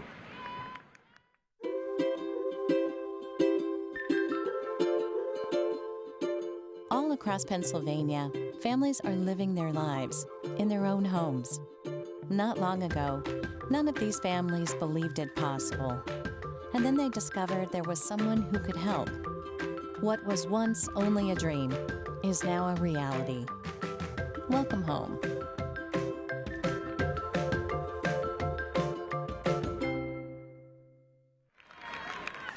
And good news here, Daniel Stroud, number 52, walking off the field there. You see at the bottom of your screen, looking no worse for wear, thank heavens. I see Daniel up moving. Harrisburg's electing to punt here. Gain on the previous play. Looks to be a gain of 1. 4th down and They're going to kick it out of there. Lee back to punt. Nobody back this time from Manheim Township. And they get a heck of a roll, Gary. Lee kicks it out of there all the way down to the 17, 16-yard line. And Harrisburg's trying to get a little room behind it there. So talk about switching fields. Nice job there. Nobody was back to receive that time for Manheim Township. Manheim was really probably thinking they're not going to, they got their quarterback back to the punt. Maybe a fake. Now the Blue Streaks get it at the 16-yard line, and now you want to start to eat some clock. 6:15 to go, and first down is all you're thinking about, right? Yes, and I think if you're Manheim, you don't want to just rest on this 8-point lead. Right. You don't want to turn the ball over, but still be somewhat aggressive and mix your run and pass a little bit because you've had a ton of success on it. Just make smart decisions with the football. Let's see what Mark Evans has in mind here. There's your hand off to Clancy. Clancy met there by everybody from Harrisburg on that front line. Handoff goes to number 4, Not much. Mark Evans has been, you have to be an assistant Big 33 coach before you're the head coach. He was an assistant about a decade and a half ago, then was the head coach several years ago. And on the other side, Cal Everett, he was an assistant Big 33 coach just a few short years ago. Both coaches, mighty fine programs, a lot of success. Absolutely. Harrisburg trying to win their third straight district championship tonight. For Manheim Township, they haven't won one since 2017. So they're second down now for Johnson. And 9 yards to go. Ball at the 17-yard line. 5:28 to go in this one. There's a nice little safe pass out, or is it safe? Clancy bobbles it around, and very quickly there's Epps once again. Ryan Epps. Say he stayed in bounds, but he never was tackled. Forward progress was stopped in bounds. How about Noah Ewell, by the way, in that tackle? It's not Epps that time, it's Noah Ewell. I say that because it keeps the clock moving. Right. And we're down under 5 minutes now. Manheim in no rush. But if they don't get a first down here on this 3rd and 11, they're going to have to punt to the Cougars. Cougars should have really good field position. Yep, 3rd and 11 coming up here. Let's see what they have in mind. Trips, far side. Johnson has thrown a lot of passes in these kind of situations tonight. Last time it was dropped for the first time tonight. Looking for Clancy out here in the flat. Johnson's going to run out himself. Johnson looking, finding a man just throwing short, and so that'll bring up 4th down now, and the clock stops on the incomplete pass, so 4:28 to go in this one. Looks like Harrisburg might get a chance to get at least one more possession. And Johnson can be scary when he gets out of that pocket because he has such good vision, and he can also run with the football. So Harrisburg now is going to drop back. Number 3, Kamir Williams. And Hayden Johnson is going to get the punt out of there. 4:28 to go. Little intrigue here at the end of this one. Williams gets it. Williams takes off across the 50, 45, 40. Finally pushed out down near about the 47-yard line, and Harrisburg's going to have great field position. I said 47-yard line, I think that's 37-yard line rather. And Harrisburg with some great field position here to start their drive. So 35 is where they finally spotted. And Harrisburg now, who was down 28-6 at one point in time in this, now back to 28-20. Touchdown to 2-point conversion and force OT. So this is the way a district championship game should be ending, Coach. Yes, indeed. Don't forget, at the end of the game, our Capital Blue Cross post-game report featuring our F&M Trust Insurance play of the game. F&M Trust, rather, play of the game, and our Hoffman Ford player of the game. But now Harrisburg with it, the 35-yard line, 1st and 10. They have the bubble out here to Brannon. There's Ewell. Ewell forward inside the 30. Still pushing forward. Looks like he might have gotten 1st down. Across the 25. Yeah, he got it all right. Got a little help from the backside there, and nice thrust forward by Ewell. Harrisburg pushing hard here at the end. And don't forget, in order to get a tie, they'd have to have a 2-point conversion, but 4:07 to go. Plenty of time to go in this one. And if they can score in the next minute or two, they still have 2 timeouts left. If they don't get the 2-pointer, they can use their timeouts and potentially get the ball back for one final time. Here we go. Hand up again. Ewell in the read option. Ewell bangs his way down near the 20-yard line. Harrisburg has it right now where they want it, where they can run the football, get behind that big offensive line, and move it. Yes. And I'm telling you, they have the stop pass, their bubble, whatever you want to call, some quick hitter to Quincy Brannon out here with a lead blocker. Ball at the 21 now, 2nd down and 6, 3:27 to go. The clock keeps moving. Watch, you'll see it out here. See, they got one-on-one coverage out here because Manheim is really bunching in the box to try to stop the run. Just one-on-one out here, and they're loose coverage. There goes Lee. He's going to take off himself. Lee fighting his way across, down inside the 20, near the 16-yard line. Doesn't look like it's quite enough for 1st down from this angle. Led by 7 members of the Township defensive front.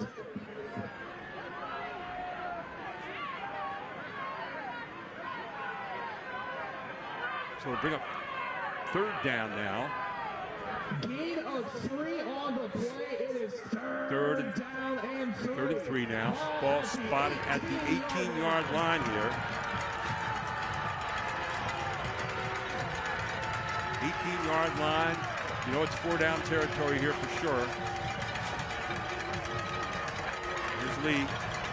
2 men in the backfield this time.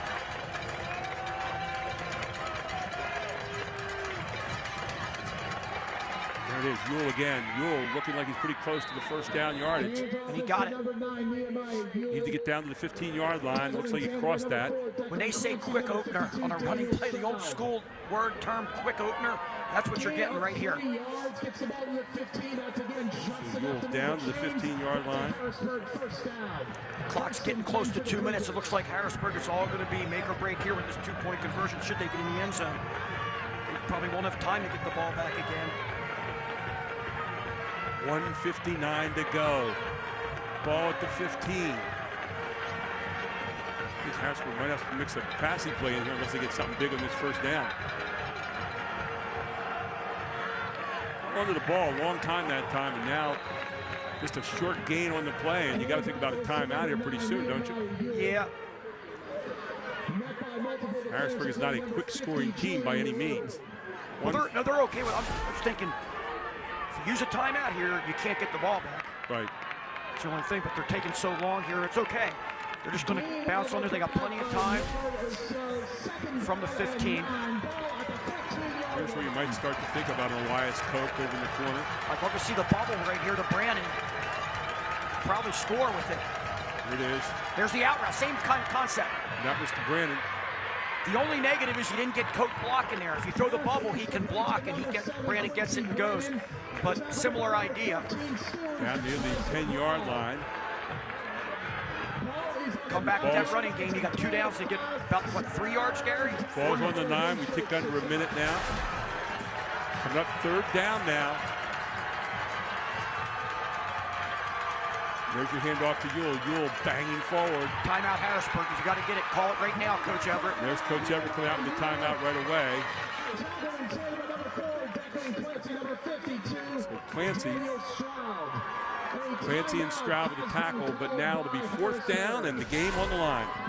Unlike baseball, softball, basketball, a lot of these other sports, team sports at high school, in football, you lose the district title, you're done. Basketball, you get to move on. This is a make or break for both teams. Both teams playing hard, inspired football. Impressive game, good coaching, good effort. And the whole season comes down to one play. Yep. At least for the moment. The ball's at the 7-yard line. It's 4th down and 2. So far tonight, Harrisburg has been perfect on 4th down. 3 out of 3 in the game.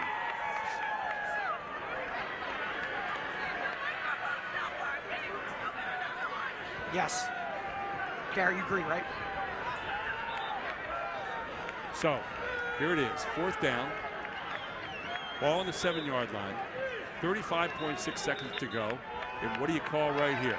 Well, I think we're going to get a Lee run or a Ewell run.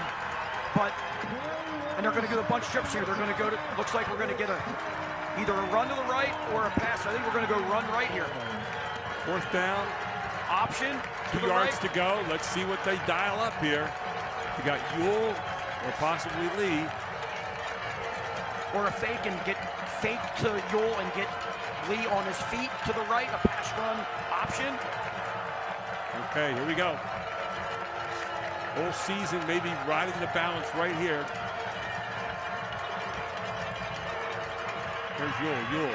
Forward. Ewell may have gotten the 2 yards, and it looks like he did. They're going to move the chains. They're going to have to hustle. It's just a momentary stoppage.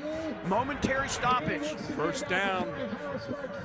30 seconds. They'll start the clock here as soon as they're set. There it goes. It's 30 now, down to 27-26. Timeout Harrisburg. Okay. We'll stay right here. Now the only negative with that is Harrisburg still have 1 left, or they just use 1. They have 0 left. Yeah, the scoreboard said 2. Now they have 0 left. So you can't get caught inbounds. Yep. So you got to get on the corner, throw the ball, throw it away, don't take a sack. Look at the second effort there by Ewell. Oh, unbelievable. Yeah. Great effort. Another really tough running back and a stable of longtime Harrisburg Cougar RBs there. Running hard all night long here. With 26.9 seconds to go, Harrisburg has the ball, first down and 10. First down and goal now, actually, from the 4-yard line. Excuse me. So for Chapman, what do you call here? Yule's been getting the call every time, but you don't have a whole lot of time left here. No, you can't give him the ball right now. 6 foot, 185, tough player. But you got to go to the air. I say not give him the ball. You can give him the ball later in this possession on this 4-down set, but not right now. And your biggest target, of course, is Elias Koch. You also have Brandon, number 7, so look for number 1 and number 7 here, maybe on a pass play. You're going to sprint out right here and just try to get something. And if you don't have the pass, maybe you throw have a chance to get in the end zone. Don't try to run right here, because if you don't get it, you're in trouble. Here's Lee. Lee looks. Goes to the end zone. He's got Koch. Got it. Touchdown. Now you got to gear up. You can't celebrate too much, Harrisburg. You got to gear up for this 2-point conversion, which they are. Touchdown Lee to Koch. Because if you're Harrisburg, you have no timeouts left. Don't be surprised if Manheim doesn't call a timeout once they see Harrisburg set. So let's see what comes up here. Here's your 2-point play now. Again, you're not done yet. 2 points to try to tie it up here. 28-26, 23 seconds to go. You almost think that you want to run some kind of option play here where Lee has a chance to run or throw. I like it. Some kind of sprint out. Let's see what he has. He's been good tonight on that sprint out all night long, and he's had to choose that. Here's Lee. Harrisburg with a spirited comeback here tonight. They were down, looked like they were down and out for a while and never down and out. Cal Everett's team's always willing to fight back. Here's to the end zone. Koch again. Did he get it? He got it. 2-point conversion, 28-28. They came all the way back, and a 2-point conversion. And boy, Koch, who was missing in action for a while, has come back big. Wow. What a gutsy call to go back to the same play. And they you know what they did? The great thing they did, what I really like about this formation by Calvin Everett, they lined up in a tight set like they have a running set and like they're going to run it. And they got one-on-one coverage out there, isolated. And there's Koch, 6'5", all of them. The sophomore going up and picking it off, and all of a sudden, Manheim Township is stunned here. They've come all the way back 28-28. It looked like 28-7 at one point in time, and the bus was leaving town. Guess what? Harrisburg said, not tonight. Sean Lee's big run to make it a 2-score game when it looked like Harrisburg was almost down and out. Then he got all the way down to, remember, the inch-yard line right before the touchdown. They cut it to 2 scores. That was a humongous play for the Cougars to get them back in the action. Does it get any better than this? Ending the season, District 3 6A championship game, and it looks like you might be going to overtime here. Of course, we still have 23 seconds to decide that. Yes, we do. And the other thing is, Manheim's gotten some really good returns. I'd look for Harrisburg to kick it deep. Because they kick that thing short, you're getting Manheim up around close to the 40 to midfield, and then one quick play and then get a field goal. Boy, has Harrisburg showed some moxie tonight coming back in this one. Yes, they have. How about Sean Lee with that pass at the end? And the winner of tonight's game is going to get a matchup with North Allegheny, the 2010 and 2012 state champion. So here we go.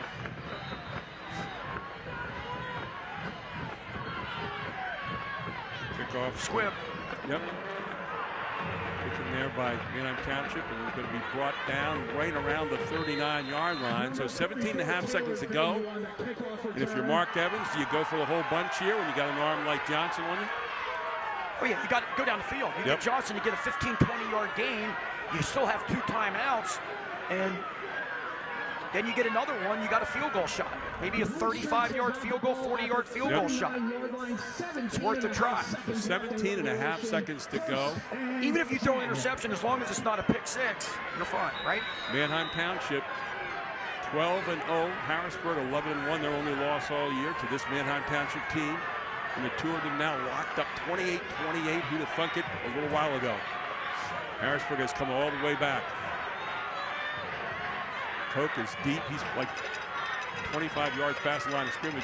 Here's Johnson. Johnson looking, throwing deep. Team played well there, and Kennel trying to get it. It's intercepted by Harrisburg. It was intercepted there by Quincy Brandon, playing it the whole way, and it's 4.7 seconds to go, and Harrisburg's going to get one final shot themselves. It flags down.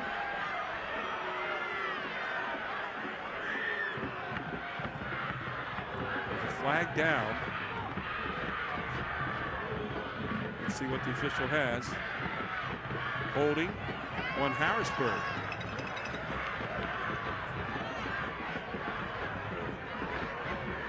Was it after the interception or before? It looks to be a holding penalty against Harrisburg. Let's see right here.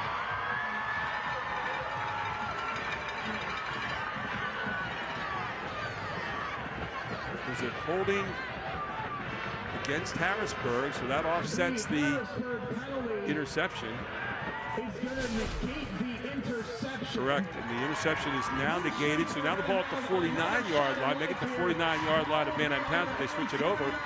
So you have 4 seconds to go, and you could throw a Hail Mary right here. That interception returned by Brandon, though, if he'd have caught it and would have gone to the ground, he didn't. So he took up more time with the interception return, which means Harrisburg, or Manheim only has one play. They're going to have to go deep. So a timeout right here, and you wonder what's in Mark Evans' bag here. Hail Mary. In this situation. You have any kind of hook and ladder play or a Hail Mary with a hook and ladder play? It's, you know. You just got to be careful if you throw a hook and ladder or something, the hook doesn't get intercepted. Right. And somebody catching it and running full speed the other way. We're going to take a timeout. We'll come right back. This is High School Sports Live TV on Fox 43.2. Lock it up at Hoffman Ford. Only Hoffman Ford offers 2 years maintenance included with any new 2023 Ford car, truck, or SUV order. Plus, lock in Ford's lowest APR rate today. Get 2 years maintenance included exclusively at Hoffman Ford. Why would you order from anywhere else? Who has your best deal on a new Ford? Hoffman has it. Hoffman Ford, just what you're looking for. Hoffman has it. And everybody deep for Harrisburg here. 4 seconds to go. First and 10. Johnson trying to find room, trying to get one where he can heave it. He lets it go. Long pass downfield. Whole bunch of people up there. It's tipped around and it's knocked away. No flags down on the play, and we are going to overtime, ladies and gentlemen. All here on High School Sports Live TV on Fox 43.2, and it is exactly the way you want to end the District 3 6A Championship. We'll take a break. We'll come back with overtime for you next. It's High School Sports Live TV.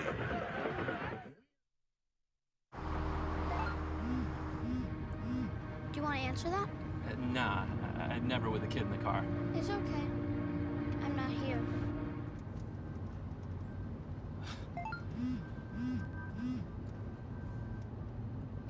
I'm there.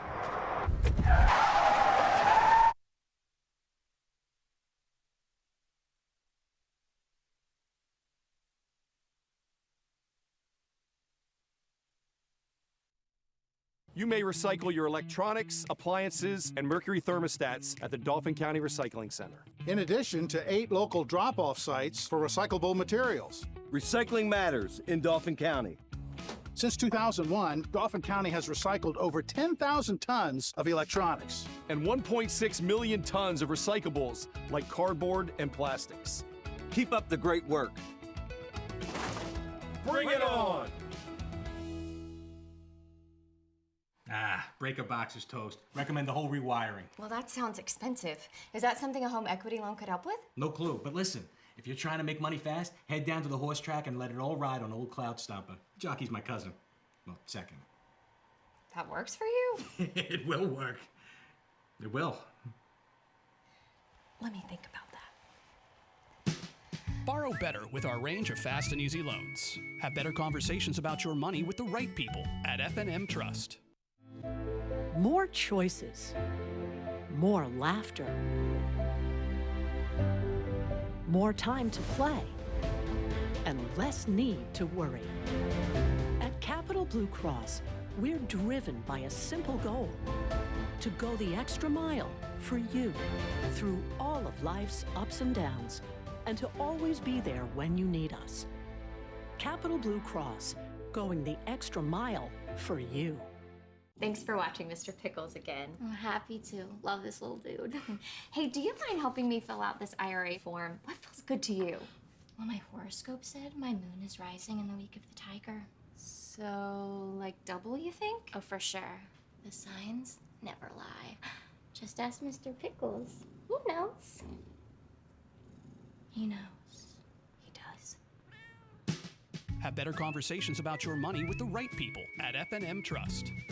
The Jack Giambalvo family of dealerships. We have millions of dollars in new and pre-owned inventory across 8 brands in 5 locations. Buick GMC, Hyundai, Mazda, Stettler Dodge Chrysler Jeep Ram, and Giambalvo Hyundai of Hanover. And we want to thank the local community for voting us the 2023 Official Community's Choice Award Best of York and Hanover winner in 5 different categories. Come out today and find out why your friends and neighbors voted Giambalvo #1. The Jack Giambalvo family of dealerships. 5 great locations. Online at giambalvo.com.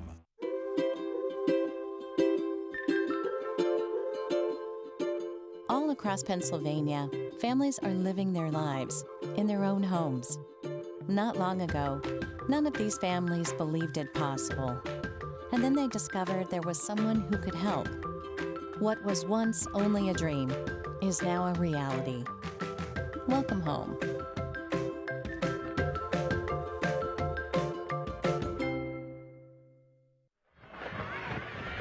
And welcome back. And we are going to overtime here, and I'm going to have Ford Chapman tell you about overtime. But first, I want to tell you Harrisburg with 182 yards in the second half. Manheim Township with 75. Big turnaround here in the second half. But how's overtime go here, Okay, Ford? so Harrisburg, the visiting team, just called a toss and did not call it correctly. So Manheim gets the choice. They chose defense, which you want to do.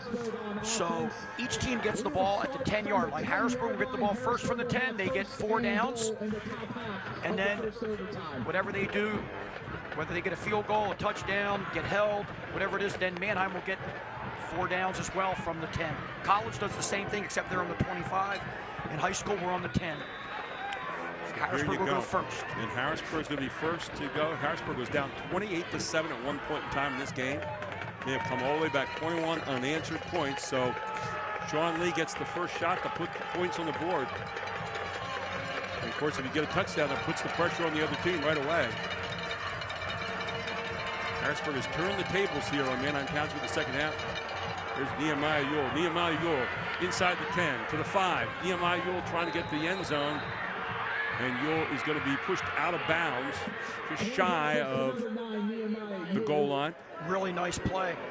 They got penetration. Manheim did the first defender, but he was unable to make the tackle, and Ewell kept his feet churning and got very positive yardage with a lot of blocking, and they're going to go straight ahead with Ewell here. On the 2-yard line, second down and goal. No first downs this when they start at the 10.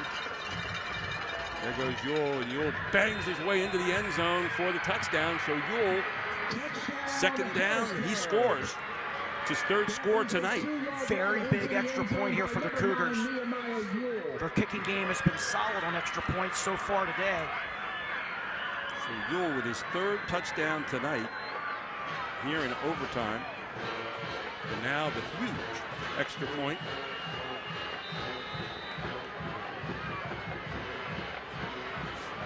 This extra point coming from Salim Penn. Got to get everything right on this. Snap, a spot. Missed it. Penn. Bad snap. It's a bad snap, but he misses it to the left. And so Manheim Township now, if they could score and get the extra point, could take this district championship. So it's 34-28 now, and can Harrisburg somehow defensively stop the Blue Streaks here? So it'll be a 10-yard start here again for Manheim Township. Same end. Here comes Johnson and company. Here saw Nehemiah Ewell rather getting in there. And now here's Johnson with his chance for his team. Comes Clancy, run left. Clancy going left. Clancy slices around the left-hand side. Brought down maybe after about a yard gain. Could sort of see that was coming, Gary, with 44 on the lead block, his motion. They've done that several times today. Didn't mean to cut you off there, but you could just almost see it coming. So and Harrisburg did as well. Goal with the tackle on Clancy. It's going to be second down now. And we all know we got to get, Johnson has to get the ball in his hands, have a chance to make something happen. Such a playmaker. I remember Kennel is a guy he likes to look for a lot, and Palumbo, both of those guys. And here he comes straight back, looking, has a man in the end zone, and it's just off his hands. Good defense there by Harrisburg coming across. Thought they might go weak side there with tight end and number 4 out of the backfield, Clancy. Sean Lee came across and made a great defensive play there to get up in front, and at least block the vision there of the receiver. Take a look right off his fingertips. Yes. And watch Lee come right across here at the end. Here's why you want the ball second when you get the toss, like Manheim did. Now you know you're in 4 down because you know Harrisburg already scored a touchdown. So you don't want to kick a field goal on 4th. You know you have 4 downs to get the touchdown, and you got to get it from the 10 now. You have 2 downs to get 10 yards. And all of a sudden, what seemed pretty easy early for Manheim Township has become a little harder. Let's see, though. Johnson, great poise here. Expect motion from 4, maybe. Yep, motion from 4. He's got him spread. He can run, too. Johnson rolling. Johnson still rolling. He's going to be brought down. Again, back near the 10-yard line. You get 1 timeout, Gary, per possession. Expect him to call a timeout here. Manheim to talk this over. So Manheim now at 4th down and 10. Yep, they're going to call the timeout. And here's the timeout. We're going to take a final timeout here. We'll come right back. This is High School Sports Live TV, championship style on Fox 43.2. Lock it up at Hoffman Ford. Only Hoffman Ford offers 2 years maintenance included with any new 2023 Ford car, truck, or SUV order. Plus, lock in Ford's lowest APR rate today. Get 2 years maintenance included exclusively at Hoffman Ford. Why would you order from anywhere else? Who has your best deal on a new Ford? Hoffman has it. Hoffman Ford, just what you're looking for. Hoffman has it. 4th down and goal. The entire season hanging in the balance here. A championship hanging in the balance. Harrisburg trying to win their 3rd straight championship. Manheim Township trying to win their 1st since 2017. Hayden Johnson with maybe the biggest play of his 4 years. Harrisburg has a timeout as well here. I'm surprised they may not take it to see what they're doing. They're not going to. Johnson looks. Johnson being flushed out. Again, running from near sideline, trying to find a man in the end zone. Does he have him? Did Kennel get it?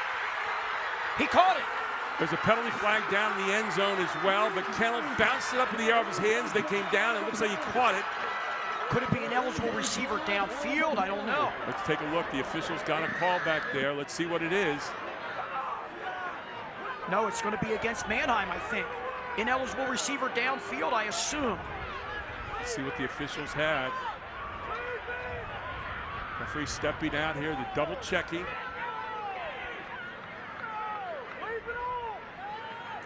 Let's take a look here. This is the call of the game. Yep, ineligible receiver downfield. Let's Harrisburg see the replay. Wins it. 34-28. Harrisburg is going to win, and that looked like Kennel had caught it.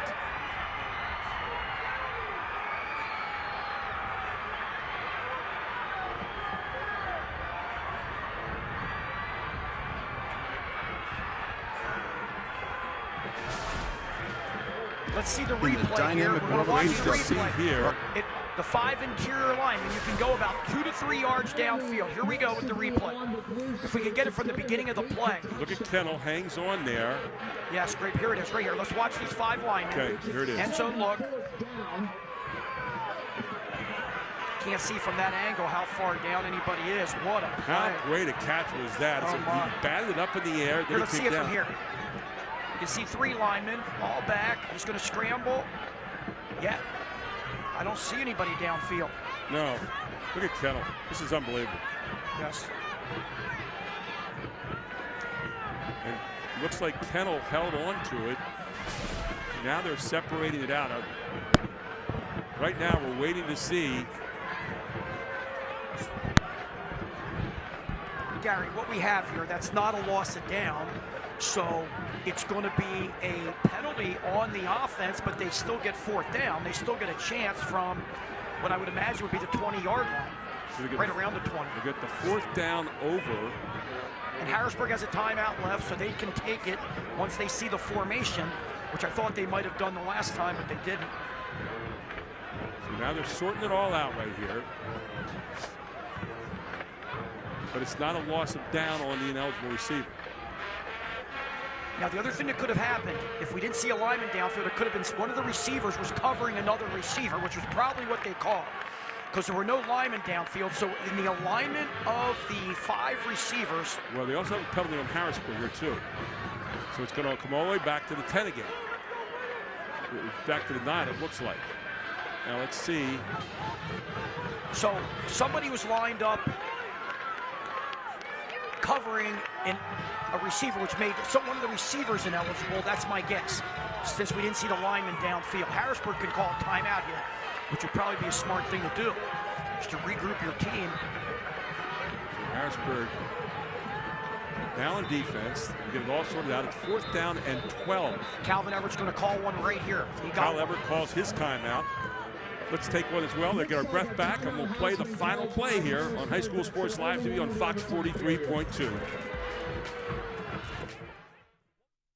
From Times Square to your local community, from local sports to international conventions, Invicta has changed the broadcast and video landscape, bringing professional quality and service to organizations across the globe.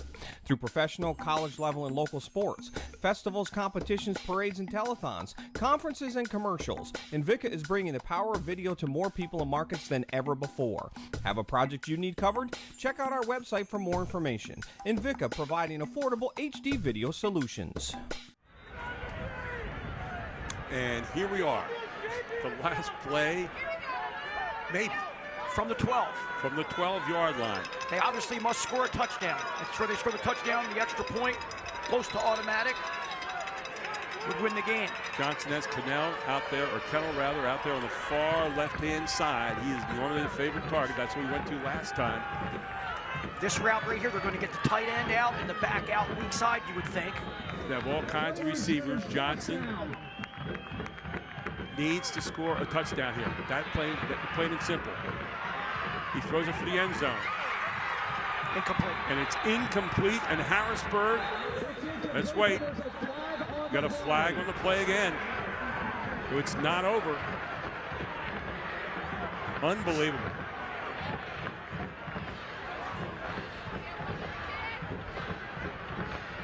Holding against Harrisburg. Half the distance, that would put the ball in the 6. It'll be another play, 4th and goal from the 6. It's an incredible ending here, ladies and gentlemen. Ball on the 6-yard line will be 4th down now and goal.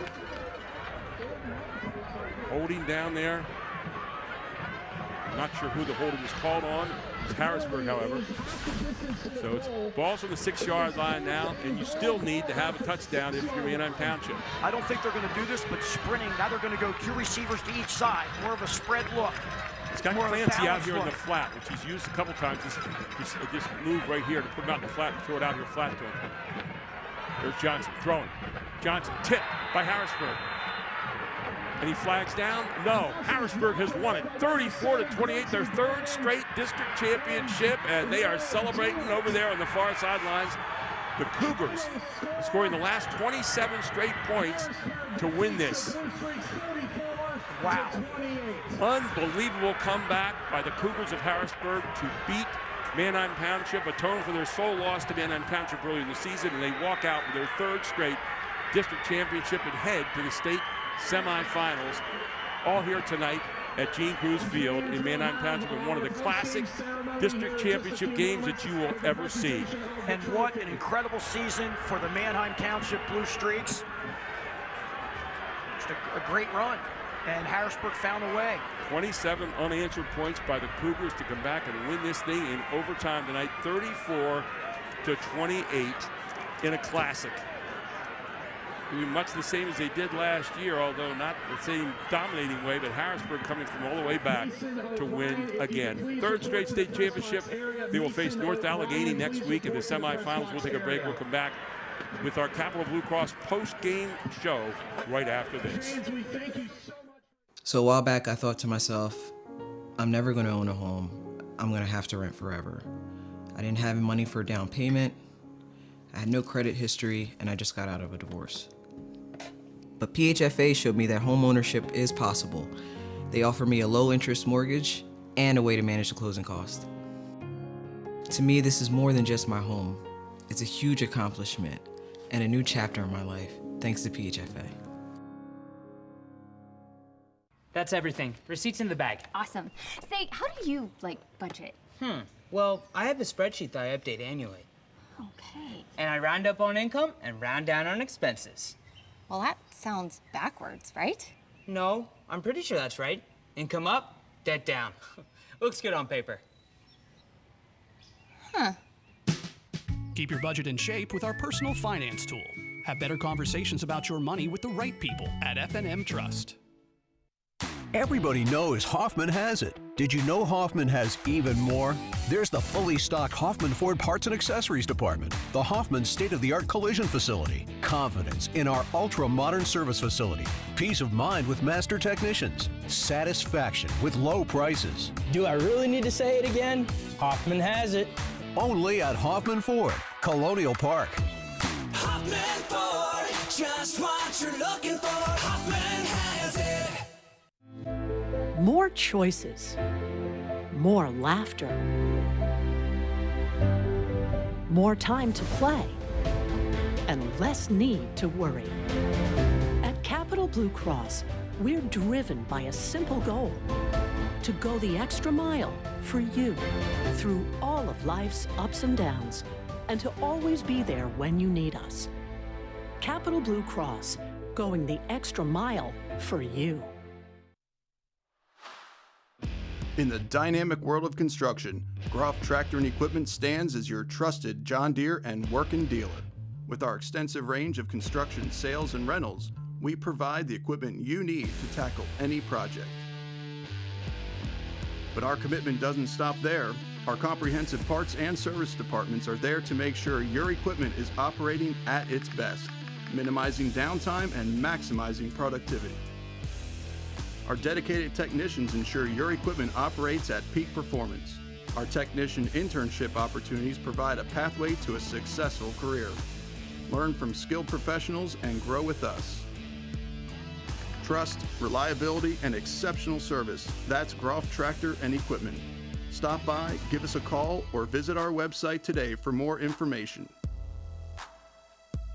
Groff Tractor and Equipment, your #1 source for everything under construction. Welcome back to our Capital Blue Cross post-game report. And I do want to remind you, before we get into the post-game report, the Middle School Boys Sunday Night Basketball League is going on with Advanced Hoops. They're running their annual Middle School Boys Basketball League. You can sign up as an individual, get placed on the team coached by the Advanced Hoops coach. Sign up with a few friends and get put on the same team. There's 5 tourney-style games every Sunday.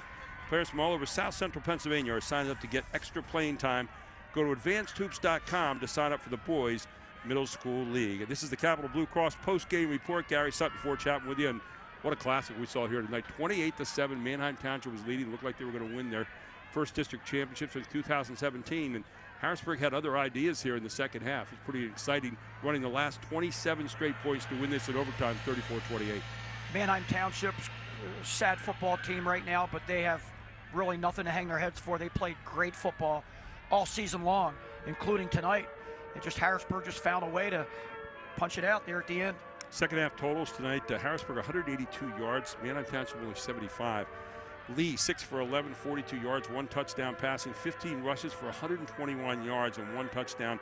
Ewell with 22 rushes for 85 yards and 3 touchdowns in the second half, and a couple big cat passes to Elias Koch here at the end with a touchdown, and then the 2-point reception. Pretty impressive stuff here at the end by Cal Everett's team. And the other thing in overtime, Harrisburg's ability to get those 10 yards and running the football. Yeah, absolutely. Huge. And just a great comeback. Talk about a gutty effort here tonight where it looked like you were down and out. Went down 2 turnovers early in the game. 14-0 you were down. You're down 21-7. You're down 28-7 here early in the second half. And Harrisburg found their way to come back. Let's take a look at our play of the game here tonight, our F&M Trust play of the game, and it was a good one. I'll tell you what, we had a lot of plays in the game here this evening, but this one probably one of the best of the night. Take a look at it right here. As you saw, Great run here by Hayden Johnson, and he was a solid player all night long, had a great season.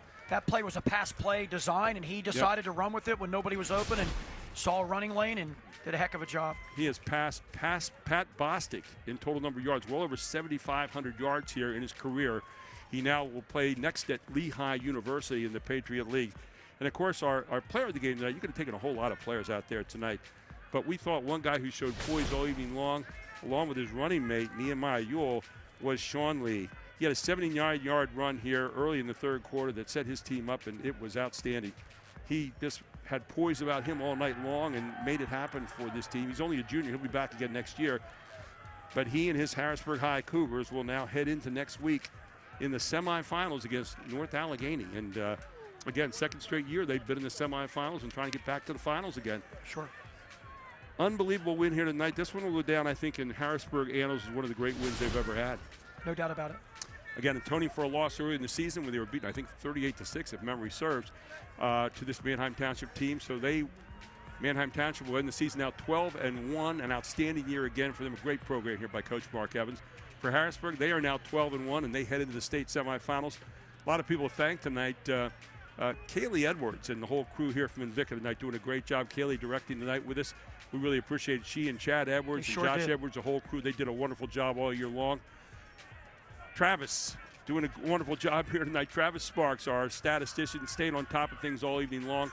And, of course, we had Bill Chase with us earlier in the season here doing work. Travis stepped in for a couple games. And the best color guy in the business right here with me, Ford Chapman. You know what, Gary? It reminds me of the Wide World of Sports intro when they would say the thrill of victory and the agony of defeat. Oh. It's just one of these teams had to go down tonight, and it's just seeing great competition in our state is just, and our District 3 is wonderful here at Manheim Township. Both teams, hats off to a well-played, competitive football game. Next time we will see you will be Central York against York High and one of the great basketball matchups on December 19th. We're looking forward to bringing that one. Kurt Smallwood and Jeff Thompson will be with me on that, but it's been a great joy bringing these games all season long. Again, tonight, the District 3 6A final in overtime. Harrisburg coming back, winning 34-28. Thank you so much for joining us. For all of our team here, I'm Gary Sutton. Have a great evening, everyone.